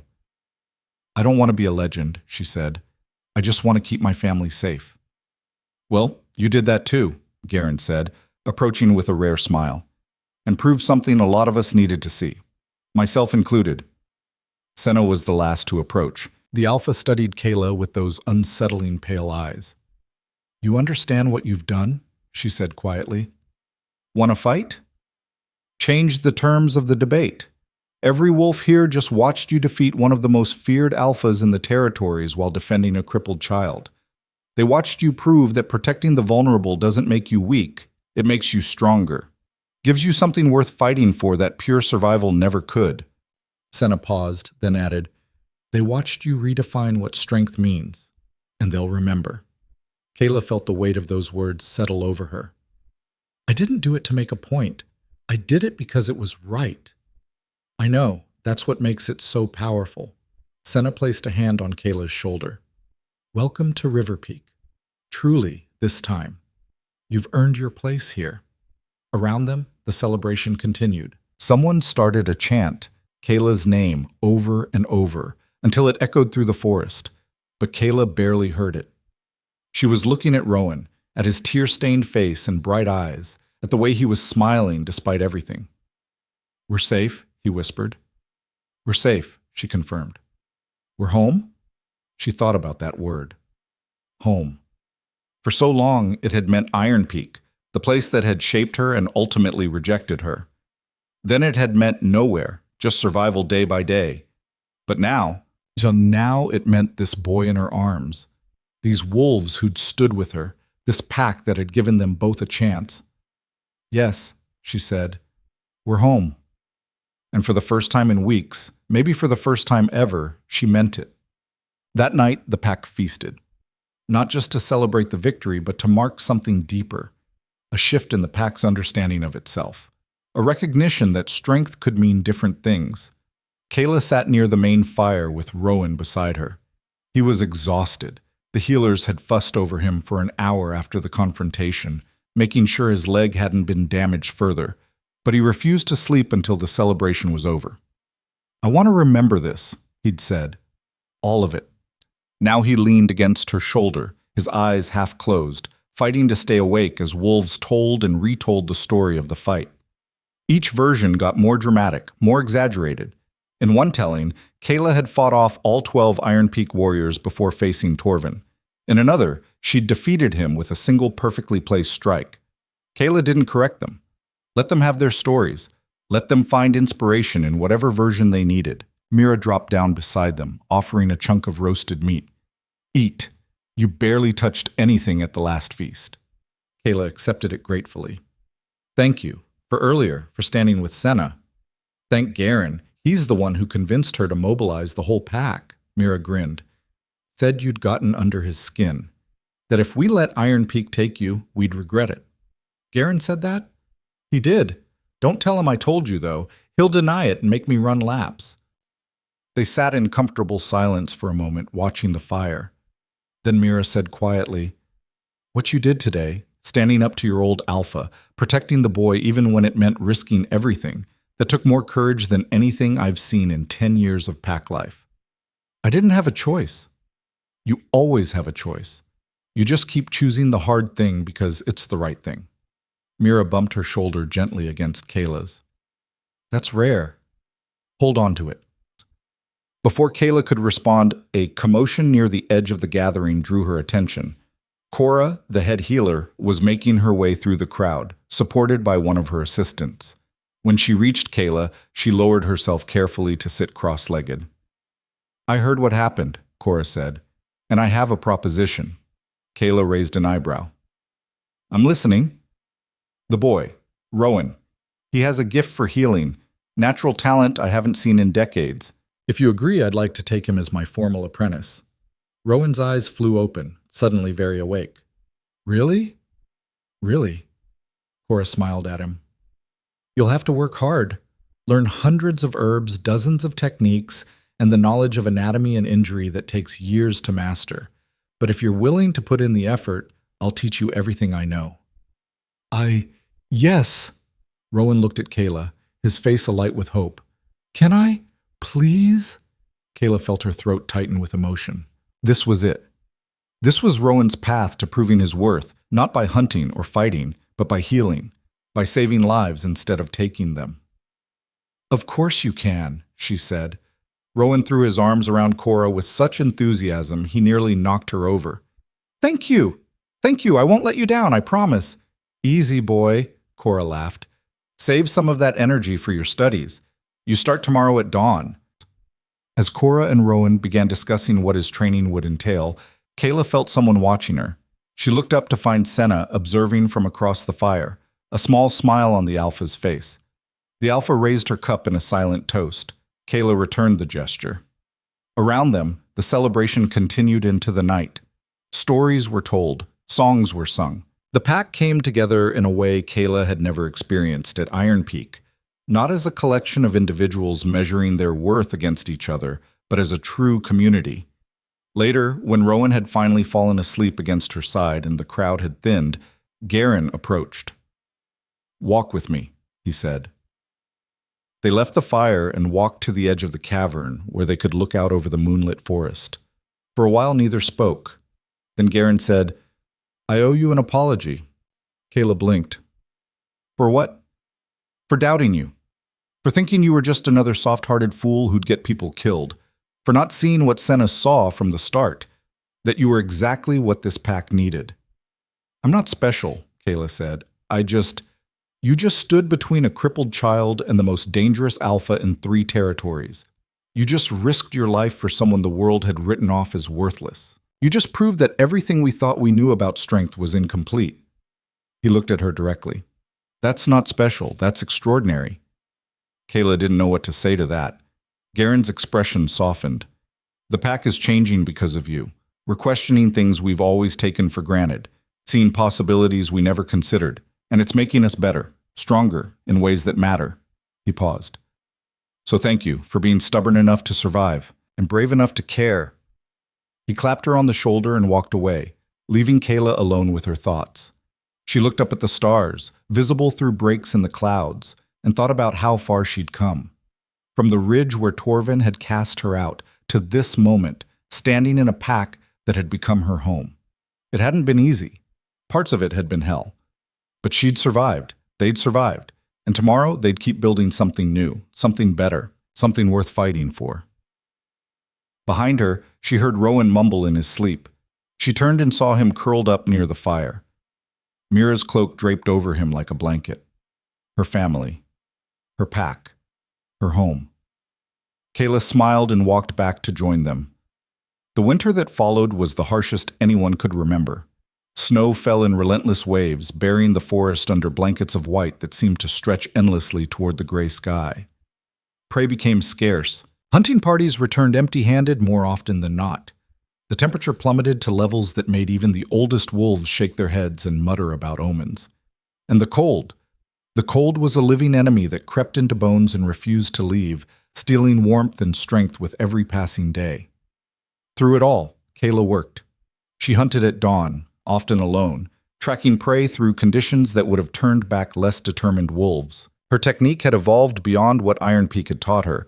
She'd learned to read the land differently, to understand how animals moved in extreme weather, to find food where others saw only barren wasteland. She trained in the afternoons, teaching younger pack members the techniques she'd learned from both Iron Peak and River Peak, blending aggression with strategy, strength with intelligence. And in the evenings, she sat with Rowan in the healing den, watching him blossom under Cora's tutelage. The boy had found his calling. His hands, which would never wield a weapon, moved with precision and grace as he ground herbs into poultices, stitched wounds with thread finer than spider silk, set broken bones with a gentleness that somehow made the pain bearable. His mind, sharp and endlessly curious, absorbed medical knowledge like parched earth drinking rain. Within 2 months, he was handling treatments that would have challenged wolves twice his age.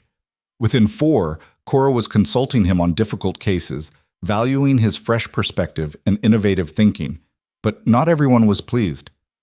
"He's still a burden," Diane muttered one evening, loud enough for Kayla to hear. He was sitting with a group of younger warriors near the main fire, his voice carrying across the cavern with deliberate malice. "Eats our food, takes up space in the healing den. And for what? So he can play with plants and pretend he's useful? He's a healer," one of the others pointed out, a young female named Tessa who'd been treated by Rowan after a hunting accident. "That's valuable. He saved my leg when the infection set in." "Is it valuable?" Diane's voice dripped with contempt. "We already have Cora. She's been healing this pack for 20 years. We don't need a crippled boy doing work she can handle alone. All he does is drain resources that should go to real contributors."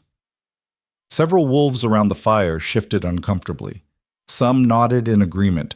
Others looked away, unwilling to engage. Kayla felt her jaw clench, her claws extending involuntarily. She started to rise, ready to confront Diane directly, but before she could move, Mira's voice cut through the conversation like a blade through flesh. "You want to talk about burdens, Diane?" The silver-furred warrior stood, her expression cold and dangerous. "Let's discuss how many hunts you've botched in the last month. 3, by my count. Or how about that patrol where you got lost for 6 hours and had to be rescued by juveniles who were embarrassed to be seen with you, or that time you tried to take down an elk alone to prove how strong you were and ended up with a broken rib that Rowan, the crippled boy you're insulting, spent 2 hours treating while you whimpered like a pup? At least the boy contributes something genuinely useful." Laughter rippled through the surrounding wolves, genuine and harsh. Diane's face flushed dark with embarrassment and barely contained rage, his hands clenched into fists, his whole body radiating humiliation. He stood abruptly, his chair scraping against stone. "You think you're so clever, don't you? You and the exile and all your talk about mercy and compassion and finding value in weakness. But when the real cold comes, when we're starving and fighting over scraps, we'll see how valuable your precious cripple is then. We'll see who the pack chooses to feed when there's not enough for everyone." He stalked off into the tunnels, his footsteps echoing with angry defiance. The silence that followed was uncomfortable. Several wolves exchanged glances, and Kayla could see the question in their eyes. Was Diane wrong? When resources became truly scarce, when survival became a matter of brutal mathematics, would the pack really choose to protect someone who couldn't hunt or fight? Mira moved to sit beside Kayla, her expression troubled despite her verbal victory. "Don't listen to him. He's an idiot and a coward." "He's not wrong, though," Kayla said quietly, watching the fire dance and flicker. "Resources are getting tight, tighter than they've been in years. And when wolves are hungry, truly hungry, they start looking for someone to blame, someone whose absence might mean more food for everyone else." "Then we make sure they don't have to be hungry," Mira said firmly. Kayla looked at her friend, this warrior who'd stood beside her through everything. "How? We've hunted every valley within 2 days' travel. The herds have moved to lower elevations or died off. Unless we can figure out something new, something no one's tried before." "Then we figure out something new," Mira interrupted. Her eyes gleamed with the beginning of an idea. "The Deep Valley." Kayla's blood went cold. "Absolutely not. Hear me out. The Deep Valley is forbidden territory for a reason, Mira. The cliffs are unstable. The predators are more aggressive than anywhere else in the region. And the last hunting party that tried to explore it lost 3 wolves to a rock slide. 3 experienced warriors just gone." "That was 10 years ago," Mira countered. "And they went in blind, with no preparation, no planning. We'd be smarter, more careful. We'd scout the approaches, test the routes, take every precaution. It's still suicide." "It's a solution," Mira said quietly. "Maybe the only one we have left." Yet, the idea haunted Kayla through the night. She lay in her den listening to Rowan's soft breathing from the adjacent chamber where he slept, and thought about the Deep Valley. She'd heard stories her whole life, a place where the land dropped away suddenly, creating a sheltered basin protected from the worst of the winter storms, where thermal springs kept the temperature warmer than the surrounding territories, where prey animals gathered in numbers that seemed almost mythical, but also where the descent was treacherous beyond measure, where rock slides could be triggered by a careless step, where territorial predators killed intruders without hesitation. Going there was madness, but letting the pack starve was unthinkable. By morning, she'd made her decision. She found Mira at the training grounds, working through combat forms with mechanical precision. When she saw Kayla approach, she stopped immediately. "You're going to do it," Mira said. It wasn't a question. "We're going to do it," Kayla corrected. "But we do this right. Full planning, risk assessment, volunteers only, and we need Alpha Senna's approval." Mira's grin was fierce and bright. "Let's go talk to her." The council meeting was tense from the start. Garen stood with his arms crossed, his expression darker than Kayla had ever seen it. "Absolutely not," he said, before Mira had even finished explaining the plan. "The Deep Valley is forbidden territory for a reason. We don't go there. We never go there. That's been pack law for a decade." "Pack law that made sense when we had other options," Mira countered. "But we don't anymore. The herds have retreated to lower elevations because of the snow. That means they're probably sheltering in the Deep Valley where it's warmer and more protected. If we can reach them, we'd have enough meat to last the rest of winter," Kayla finished. "Maybe longer. Enough to share with neighboring packs, to build alliances, to ensure no one starves. Or you'd all die on those cliffs and we'd lose our best hunters right when we need them most," Garen shot back. His voice was rough with genuine fear. "I won't allow it. I can't." "With respect," Kayla said carefully, keeping her tone even, "you're not our alpha. The decision isn't yours to make alone." His eyes flashed with anger and something deeper, hurt, maybe, at the reminder of his place. But he held his tongue and turned to Senna. The alpha had been listening silently from her throne, her pale eyes moving between speakers, her expression unreadable. Now she leaned forward, her presence commanding immediate attention. "This is dangerous," she said quietly. The whole room strained to hear. "Even if you make it down the cliff safely, even if you find prey, you'll have to haul it back up through treacherous terrain in winter conditions. The odds of success are slim. The odds of catastrophic failure are high. But not zero, Kayla said. The odds aren't zero. And right now, we need hope as much as we need food. We need to show the pack that we're not helpless, that we're not just waiting to starve, that we're willing to take risks to protect everyone. Senna was quiet for a long moment, her fingers drumming softly against the stone armrest of her throne. And if you fail, if you die down there, or get trapped, or trigger a rock slide that kills half the expedition, the pack can't afford to send a rescue party. Resources are too tight. You'll be on your own. We understand, Kayla said firmly. We accept that risk. Do you? Senna's gaze was penetrating. Do you truly understand what you're asking? Because once you start down those cliffs, there's no turning back. No rescue. No second chances. You succeed or you die. That's the reality. Kayla met her eyes steadily. I understand, and I still think it's worth trying. Senna studied her for another long moment. Then she nodded slowly, decisively. You have my permission. Take whoever volunteers. But understand this. If you fail, if you die down there, I will not waste more lives trying to save you. You'll be mourned, you'll be remembered, but you'll be gone. Is that acceptable? Yes, Alpha, Kayla said. Then prepare. You leave at dawn tomorrow. 7 wolves volunteered for the expedition. Kayla and Mira, of course. Their partnership had become legendary in the pack, the exile and the warrior, complementing each other's strengths, covering each other's weaknesses. Garen, despite his objections and his fear, refused to let them go without him. Someone needs to keep you two from doing something even more stupid than this already is, he'd grumbled, but his eyes betrayed his real concern. 3 younger warriors stepped forward as well. Kess, a lean female with a talent for climbing that bordered on supernatural. Finn, strong as an ox and loyal to a fault, who'd once carried an injured packmate 10 miles through a blizzard. And Sarah, quiet but observant, with instincts that had saved her life more times than anyone could count. And then, to everyone's absolute shock, Diane volunteered. Don't look so surprised, he said, when Kayla questioned him privately before the departure. I might not like you. I might think you're wrong about half the things you preach. But I'm not going to let the pack starve just to make a point or prove I'm right. Besides, his expression turned challenging, almost eager. Someone needs to be there to watch you fail, to see firsthand when your philosophy of protecting the weak crashes against reality. Kayla almost smiled at his honesty. Fair enough, but on this expedition, we work together. No sabotage, no undermining. We're a unit or we're nothing. Agreed, Diane said. But when we get back, if we get back and nothing's changed, don't expect me to suddenly worship you like the others do. I wouldn't dream of it, Kayla replied. The night before they left, she sat with Rowan in the healing den. He was organizing supplies with mechanical precision, his movements automatic, his mind clearly elsewhere. She could see the tension in his shoulders, the worry in the set of his jaw. You're terrified, she said gently. He didn't look up. That obvious? You get this crease between your eyebrows when you're worried. You've had it all day. All week, actually, since we announced the expedition.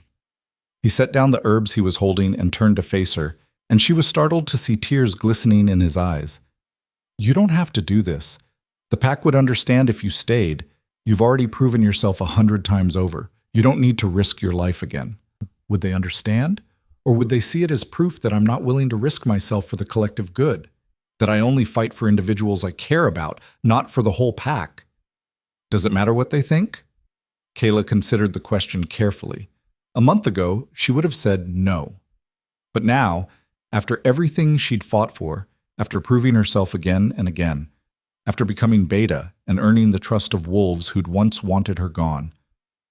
Yes, she admitted, it does matter, because if I want to truly change how this pack thinks about strength and worth and value, I have to show them I'm willing to sacrifice for the greater good. Not just for individuals I care about, but for everyone, even the ones who hate me, even Diane. Rowan's expression was troubled, his young face looking older than his years. What if you don't come back? What if something happens and I... His voice cracked. I can't lose you. You're all I have. Kayla pulled him into a fierce embrace, holding him tight against her chest, feeling his heart racing with fear. "You're not going to lose me. I didn't survive everything we've been through just to die in some valley. I have too much left to do. Too many people counting on me. Too many reasons to come home." She pulled back just enough to look into his eyes. "And you have more than just me now. You have Cora, who thinks you're the most talented apprentice she's ever trained. You have Mira, who'd protect you with her life.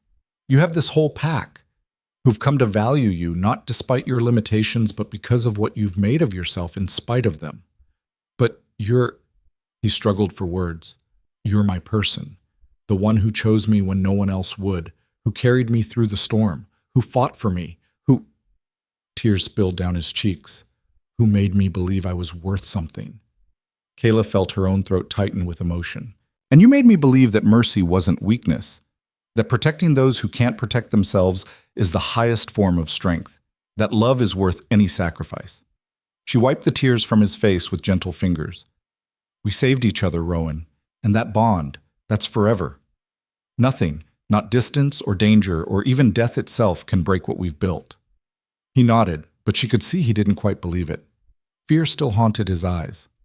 "Listen to me," she said firmly. "I'm coming back. I promise you. I'm going to lead this expedition down into that valley. We're going to hunt enough meat to feed this pack through the rest of winter, and I'm going to come back and watch you continue to become the healer you're meant to be. That's not hope. That's fact. Understand? Promise?"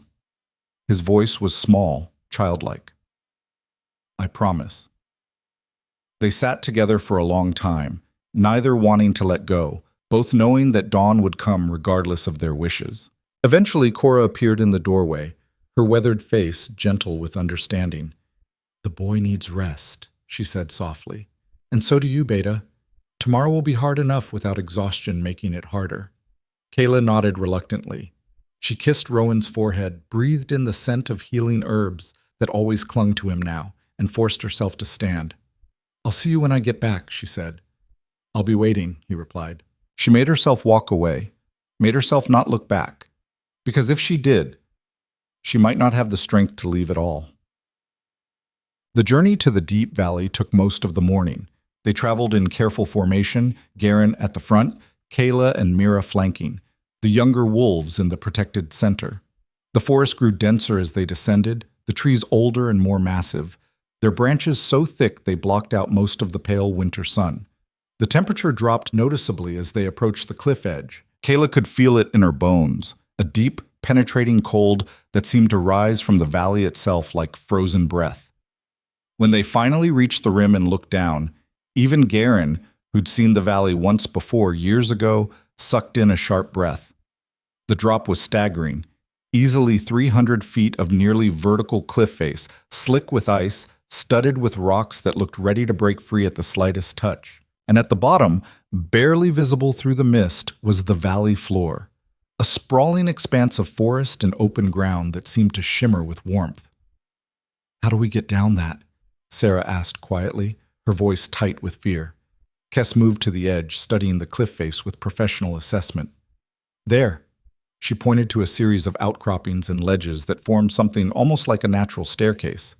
"It's not exactly safe, but it's possible. We'd have to move one at a time, test each foothold, use rope to secure ourselves." "How long?" Garen demanded. "To get everyone down safely? 4 hours? Maybe 5? And to get back up with meat?" Kess was quiet for a moment. "Longer, much longer, especially if we're hauling significant weight." Diane laughed, the sound harsh and bitter. "This is insane. We're actually going to try this." "Yes," Kayla said simply. "We are. Unless you want to back out now. No one will think less of you." His eyes flashed with anger. "I'm not a coward." "Then let's move." The descent into the deep valley was every bit as treacherous as feared. They moved in single file, each wolf carefully testing their footing before committing their weight, using lengths of rope to secure themselves to stable points. The ice made everything twice as dangerous.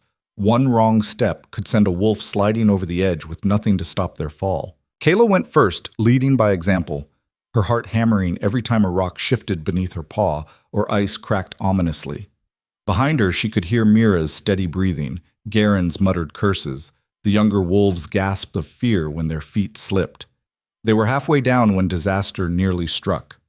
Sarah's foot came down on a patch of black ice disguised by a thin layer of snow. She let out a sharp cry as she started to slide, her claws scrabbling uselessly for purchase on the slick stone. The rope securing her to Finn went taut, jerking him toward the edge. Finn planted his feet and braced, his massive strength the only thing keeping them both from plummeting. For a horrible moment, they both teetered on the brink of death, balanced on a knife's edge between survival and catastrophe. Then Garen was there, moving with speed that belied his size, grabbing Finn's harness and adding his weight to the anchor. Kes scrambled down to Sarah, extending a paw, talking in low, soothing tones. "I've got you. Take my hand. That's it. Easy. Don't look down. Eyes on me. Good. Now step here. Carefully. That's it." Slowly, agonizingly, they pulled Sarah back to safety. They all stood there for a long moment, breathing hard, acutely aware of how close they'd come to losing two pack members. "Everyone okay?" Kayla called softly. Shaky affirmatives came back. "Then we keep moving, carefully, no rushing, no risks. We do this right, or we don't do it at all." It took 5 hours to reach the valley floor. By the time they did, the sun was already past its zenith, the shadows growing long and ominous. The deep valley was beautiful in a strange, alien way. The air was noticeably warmer. Not warm, exactly, but above freezing, heated by thermal springs that bubbled up from deep underground. Steam rose in lazy spirals from pools of mineral-rich water. The trees here were different from those above, broader, greener, more alive despite the season. And the silence was absolute. No bird calls, no rustling of small prey, no sound except the wind moving through the branches and their own breathing. "This place gives me the creeps," Kes muttered, her eyes scanning the tree line nervously. "Stay alert," Garen ordered, his voice barely above a whisper. "And stay together.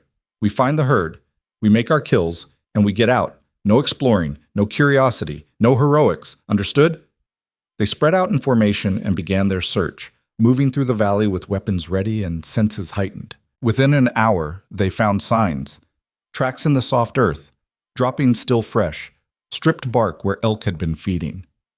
The herd was here, and it was massive. Easily 40 or 50 animals, maybe more. But they weren't the only predators hunting. Kayla spotted the other wolf pack first, shadows moving through the trees about 100 yards away, lean and scarred, moving with the confidence of wolves who knew this territory intimately. She signaled the others to stop and take cover. They watched as the strange wolves circled closer, appearing and disappearing through the underbrush like ghosts. There were maybe 20 of them, all battle-hardened, all moving with predatory grace. The leader, a massive gray male with one milky white eye and scars that crisscrossed his muzzle, stepped into the open and stared directly at where Kayla's group was hiding. "Come out," he called, his voice carrying across the clearing. "I can smell you from here. No point hiding." Kayla exchanged glances with Garen. They could try to run, but they were in unfamiliar territory and outnumbered 2 to 1. Fighting would be suicide. She stood slowly, hands visible and empty, and walked into the clearing. The others followed, forming a defensive line behind her. The gray wolf studied them with his one good eye, his expression unreadable. "This is Shadowfen territory," he growled. "You're trespassing." Garen moved to the front of their group, positioning himself between Kayla and potential danger. "We're from River Peak. We're hunting, same as you. We mean no disrespect to your territory." "Is that so?" The gray wolf's voice was dangerously soft. "And yet here you are, in a valley we've claimed for 3 generations. Every elk here, every deer, every rabbit, they all belong to Shadowfen. You want meat? Hunt your own territory." "Our territory is hunted out," Mira said, stepping forward. "The winter has been brutal. Herds have died or migrated. We're here because we're desperate, not because we want conflict." "Not my problem," the gray wolf said flatly. Several of his pack members growled agreement, moving to flank their leader. Tension crackled through the air like lightning before a storm. Both groups were positioning themselves for violence, warriors calculating odds, looking for advantages, preparing for blood. This was about to turn into a massacre. And then Kayla had an idea. A crazy, probably doomed, almost certainly stupid idea. But maybe, just maybe, the only one that didn't end with wolves dying in this forsaken valley. She stepped forward past Garen, ignoring his hissed warning and Mira's restraining hand on her shoulder. "What if we hunted together?" she said clearly. Everyone, both packs, stared at her like she'd suddenly sprouted wings. The gray wolf's eye narrowed. "What did you just say?" "I said, what if we hunted together? Combined our forces for mutual benefit." Kayla kept her voice calm, reasonable, like she was proposing the most logical thing in the world instead of something that went against everything wolf culture taught. "Think about it. You know this valley. You know where the herds shelter, how they move, the best ambush points, the terrain advantages. But you don't have enough hunters to take down the really big prey, the elk that could feed your pack for a week. We have the numbers. Combine our forces, coordinate the hunt, and we all walk away with more meat than we could get separately." "You're insane," Diane muttered behind her, but she ignored him. The gray wolf looked at her like she'd suggested they all dance naked in the snow. "You want us to hunt with outsiders? Share our kills with wolves we've never met? Have you lost your mind?" "Why not?" Kayla spread her hands. "We're all predators. We all have families to feed, children depending on us, elders who need care. Why waste energy fighting each other when we could be fighting hunger instead? Why choose bloodshed over cooperation when cooperation serves everyone better?" "Because that's not how packs work," the gray wolf growled, but there was uncertainty in his voice now, a crack in his certainty. "We protect what's ours. We don't share with strangers. That's how we survive. That's how it's always been." "And how's that working out?" Kayla challenged. "Your pack looks lean, hungry. You're down here hunting in winter, which means your usual territories are empty too. So you can cling to tradition, and we can fight over scraps, and maybe both our packs make it through the season, and maybe we don't. Or we can try something different, something that might actually give our families a real chance." She took another step forward, her voice dropping to something almost intimate. "I'm not asking you to trust us. I'm not asking you to become allies or friends or anything permanent. I'm asking you to make a practical choice for one day. One hunt. And if it works, great. If it doesn't, we go our separate ways and never speak again. But at least we'll have tried something other than the same violence that's kept us all trapped in scarcity." The clearing was silent, except for the wind. The gray wolf stared at her for what felt like an eternity. Then he threw back his head and laughed, a harsh, bitter sound that echoed off the valley walls. "You've got spine. I'll give you that. Stupid spine that's probably going to get you killed someday, but spine nonetheless." He looked at his packmates, then back at Kayla's group, his expression shifting from hostility to calculation. "Fine, we hunt together, but only for today.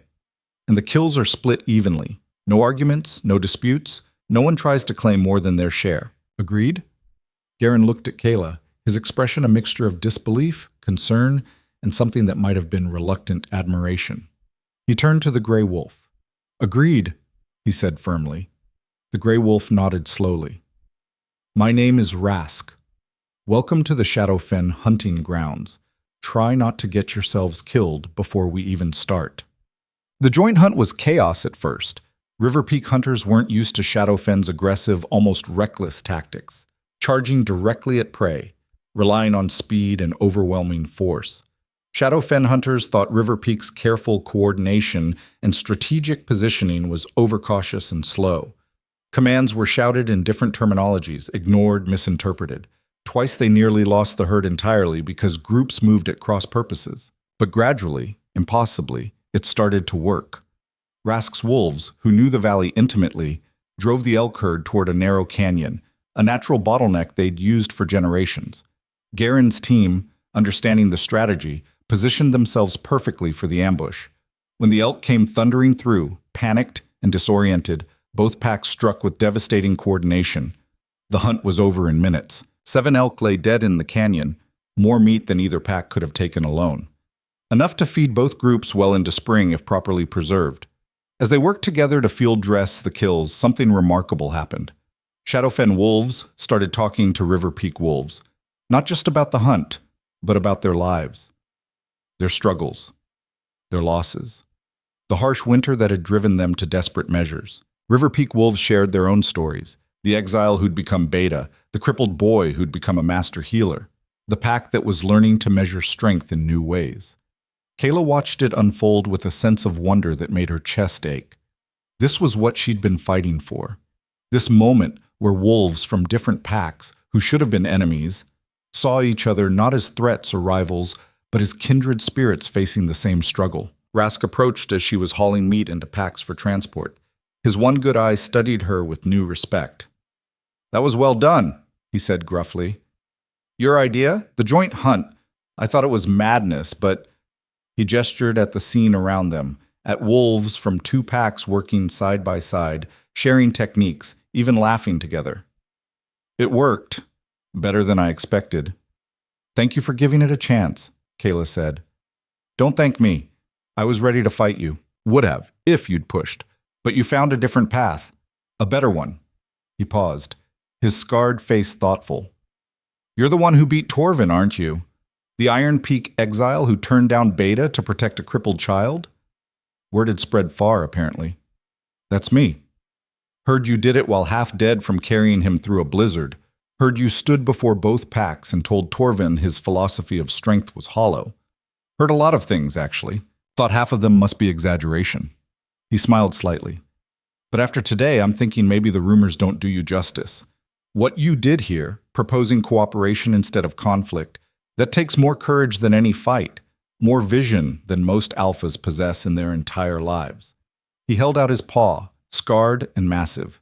Kayla stared at it for a moment, understanding the significance of the gesture. Then she clasped it firmly. "If you're ever in Shadowfen territory again," Rask said, "you hunt with us. No questions asked. No permission needed. That's a standing invitation, and it extends to any wolf you vouch for." "I appreciate that more than you know," Kayla said. "Don't appreciate it. Earn it. Keep being the kind of wolf who looks for solutions instead of battles. Keep proving that there's more than one way to be strong." He released her paw and turned to his pack. "Shadowfen, gather your shares. We're heading home." The Shadowfen wolves collected their portions of the meat, 3.5 elk, divided fairly, and began the journey back to their territory. Before they disappeared into the forest, Rask looked back once more. "You're changing things," he called. "Don't stop." Then they were gone, melting into the trees like they'd never been there at all. Kayla stood there for a moment, feeling something profound settle into her bones. This was bigger than one hunt, bigger than two packs cooperating for a day. This was proof that the world could be different, that wolves could choose differently. "Well," Mira said, appearing at her side with a grin that threatened to split her face, "that was interesting." "That was brilliant," Garen corrected, approaching with an expression of genuine amazement. "What you did, Kayla, finding a way to avoid bloodshed while still accomplishing the mission, building an alliance instead of making enemies. That's exactly the kind of thinking this pack needs. That's the kind of thinking that could change everything." Even Dain looked grudgingly impressed, though his pride wouldn't let him admit it directly. "I still think you're crazy," he said, "but I'll admit, it worked. This time anyway." Kayla felt warmth spread through her chest. Not pride exactly, more like the deep, bone-deep satisfaction of seeing a possibility become reality, of proving that another way was not just theoretical but practical. "We should get moving," she said, looking at the remaining meat. 3.5 elk was a staggering amount to transport. "We have a long climb ahead, and I promised someone I'd be home before dark." Success. The return journey was brutal beyond anything they'd experienced. Hauling hundreds of pounds of meat up icy cliffs while exhausted from the hunt pushed every wolf to their absolute physical and mental limits.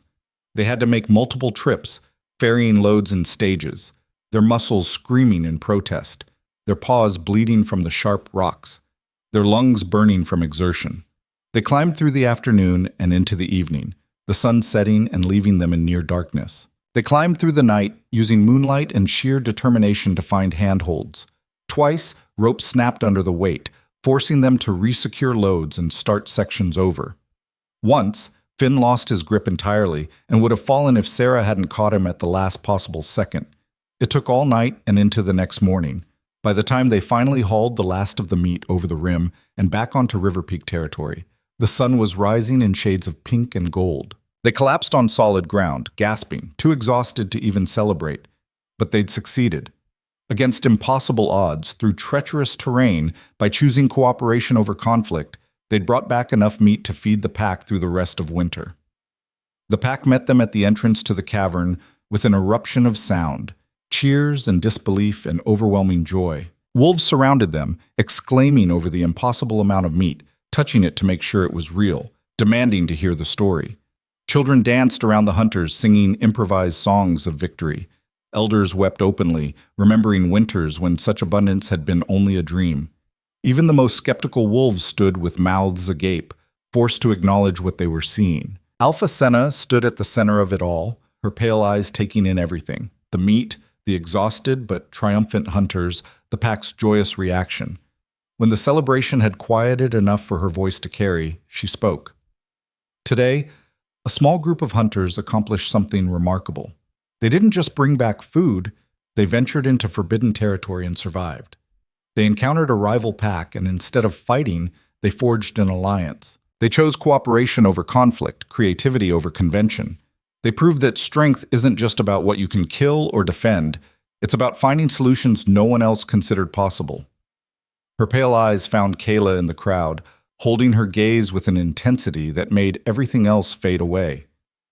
Kayla Voss came to us as an exile, unwanted, burdened with a crippled child that most packs would have rejected or killed. We gave her a chance, and she's repaid it 1,000 times over.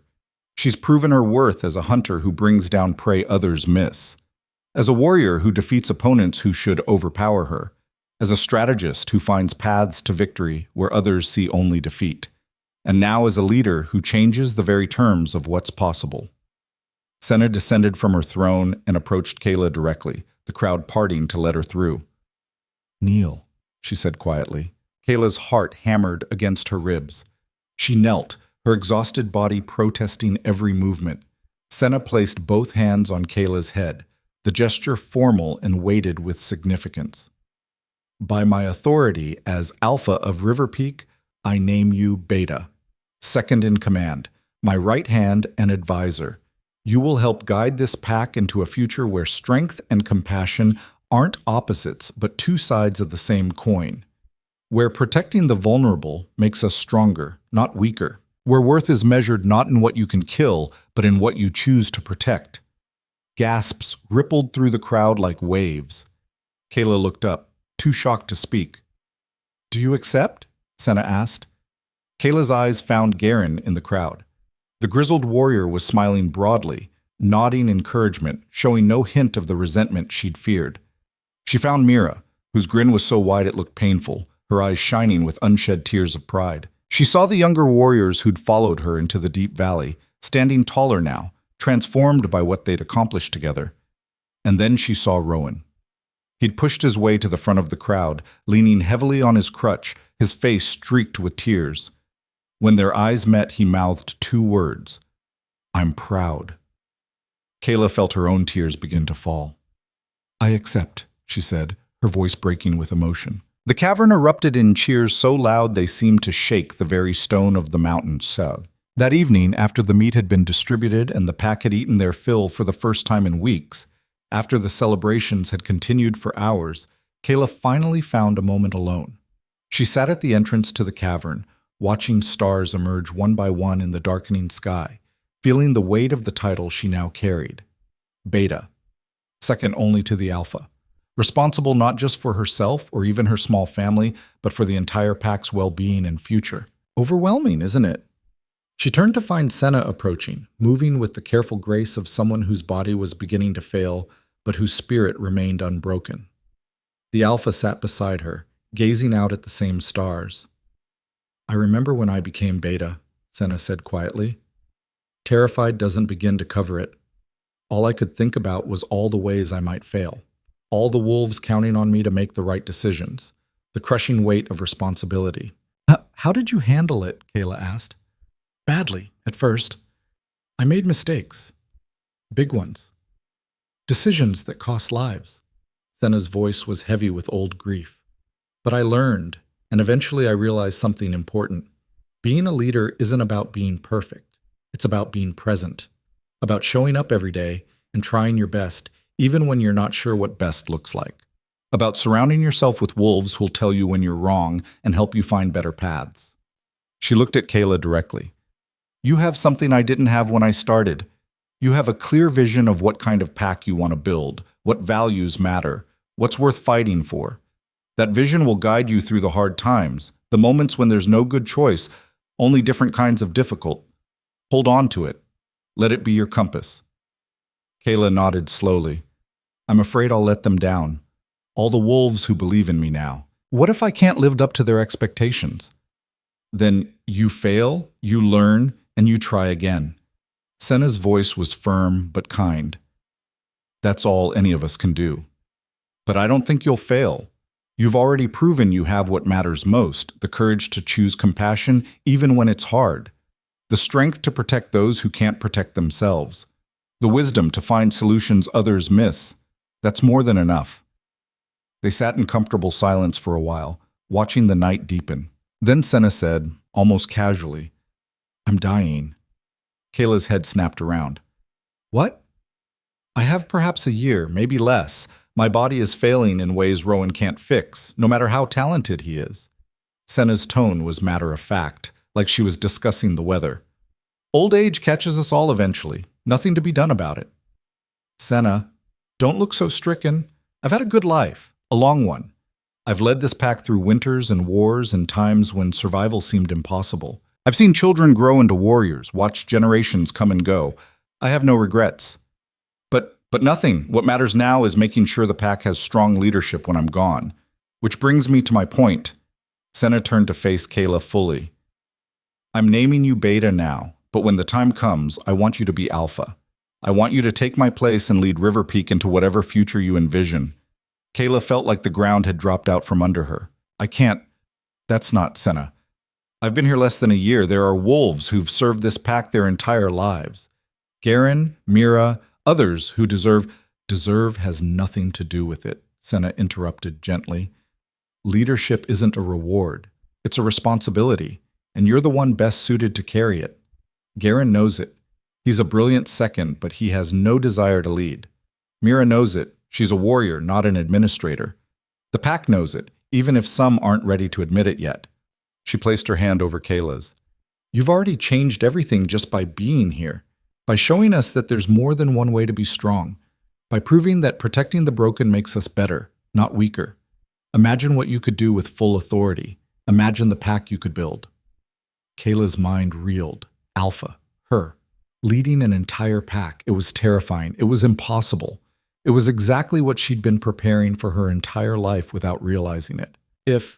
When the time comes, she said slowly, I'll do my best to honor your legacy. Senna smiled. I know you will. That's why I chose you. 5 years passed like water flowing through fingers, both incredibly fast and impossibly slow. Rowan grew from a frightened boy into a confident young man. His twisted leg never straightened, his body never matched the physical prowess of warriors, but his hands became legendary. Wolves traveled for days to seek treatment from the crippled healer who can cure anything. He couldn't cure everything, of course, but he could save lives that would have been lost, could ease suffering that would have been unbearable, could give hope where there'd been none. Under his care, the pack's survival rate from injuries and illness tripled. Even the most ardent skeptics had to acknowledge his worth, and gradually, imperceptibly, attitudes began to shift. Other wolves with disabilities or chronic conditions, who might have been cast out in previous generations, found themselves valued for what they could contribute rather than dismissed for what they couldn't. Kayla, as Beta and then as Alpha after Senna's peaceful death, transformed River Peak's entire approach to pack life. She established formal alliances with 5 neighboring packs, creating a network of mutual support that benefited everyone. When one pack faced famine, others shared resources. When predators threatened a territory, combined forces drove them back. When disputes arose, they were settled through negotiation rather than bloodshed. She revolutionized hunting techniques, incorporating strategies from multiple traditions, turning what had been individual pack knowledge into collective wisdom. She created a training program that valued intelligence and creativity as much as physical strength, producing warriors who could think as well as fight. And slowly, carefully, with patience and persistence, she changed the fundamental conversation about what it meant to be strong. Not everyone accepted the changes. Some wolves left. seeking packs that adhered to the old ways, unwilling to embrace what they saw as weakness. Others grumbled but stayed, grudgingly admitting that the new approach produced results even if they didn't like the philosophy behind it. But most, the vast majority, embraced it wholeheartedly because they could see the results, could see their pack not just surviving but thriving in ways that pure aggression never achieved, could see wolves who would have been cast out in previous generations finding their place and contributing in meaningful ways, could see their children growing up in a world where worth was measured by character and contribution rather than just physical dominance. On the 10th anniversary of her arrival at River Peak, Kayla stood on the ridge overlooking the valley, remembering the terrified exile she'd been, remembering the storm, the desperate flight, the impossible choice to save a child she barely knew. So much had changed. She'd gone from exile to beta to alpha, from outcast to leader, from fighting for her own survival to guiding an entire pack's future. But some things remained constant.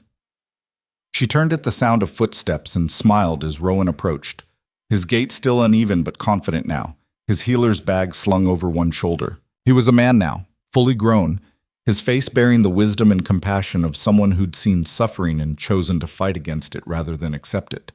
"The council's asking for you," he said, something about expanding the healing den to accommodate more apprentices. Kayla's smile widened. More apprentices? How many are we up to now? 7. And 3 more want to join next season. Rowan's expression was pleased but slightly overwhelmed. "I never imagined. When we first arrived here, I thought I'd be lucky to survive.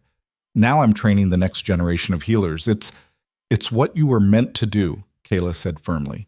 "What you've always been meant to do. You've turned healing into something honored, something valued, something that every pack in the region recognizes as essential." They stood together, watching the sun set over the territory, painting everything in shades of gold. "Do you ever regret it?" Rowan asked quietly, echoing a question he'd asked years ago. "Saving me that day? Taking on all of this? You could have had a simpler life." Kayla looked at her son, because that's what he was, in every way that mattered beyond blood. She saw the compassionate healer who saved lives daily. The gentle soul who'd proven worth came in infinite forms.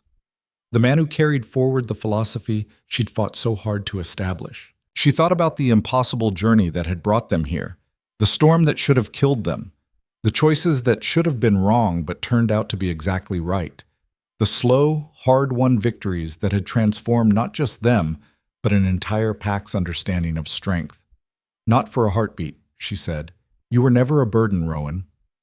You were the catalyst, the reason I had to become better than I was, the proof that another way was possible."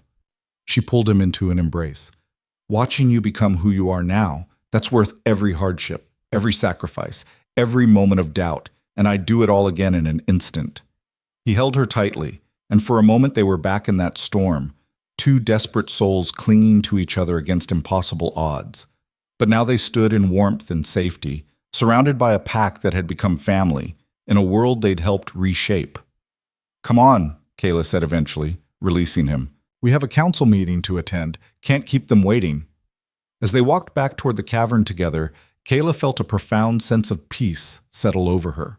The storm that had tried to kill her all those years ago had instead forged her into exactly who she needed to be, had given her a son who proved every day that worth transcended physical capability, had led her to a pack that had become the living embodiment of a new philosophy. That true strength wasn't about domination or survival at any cost.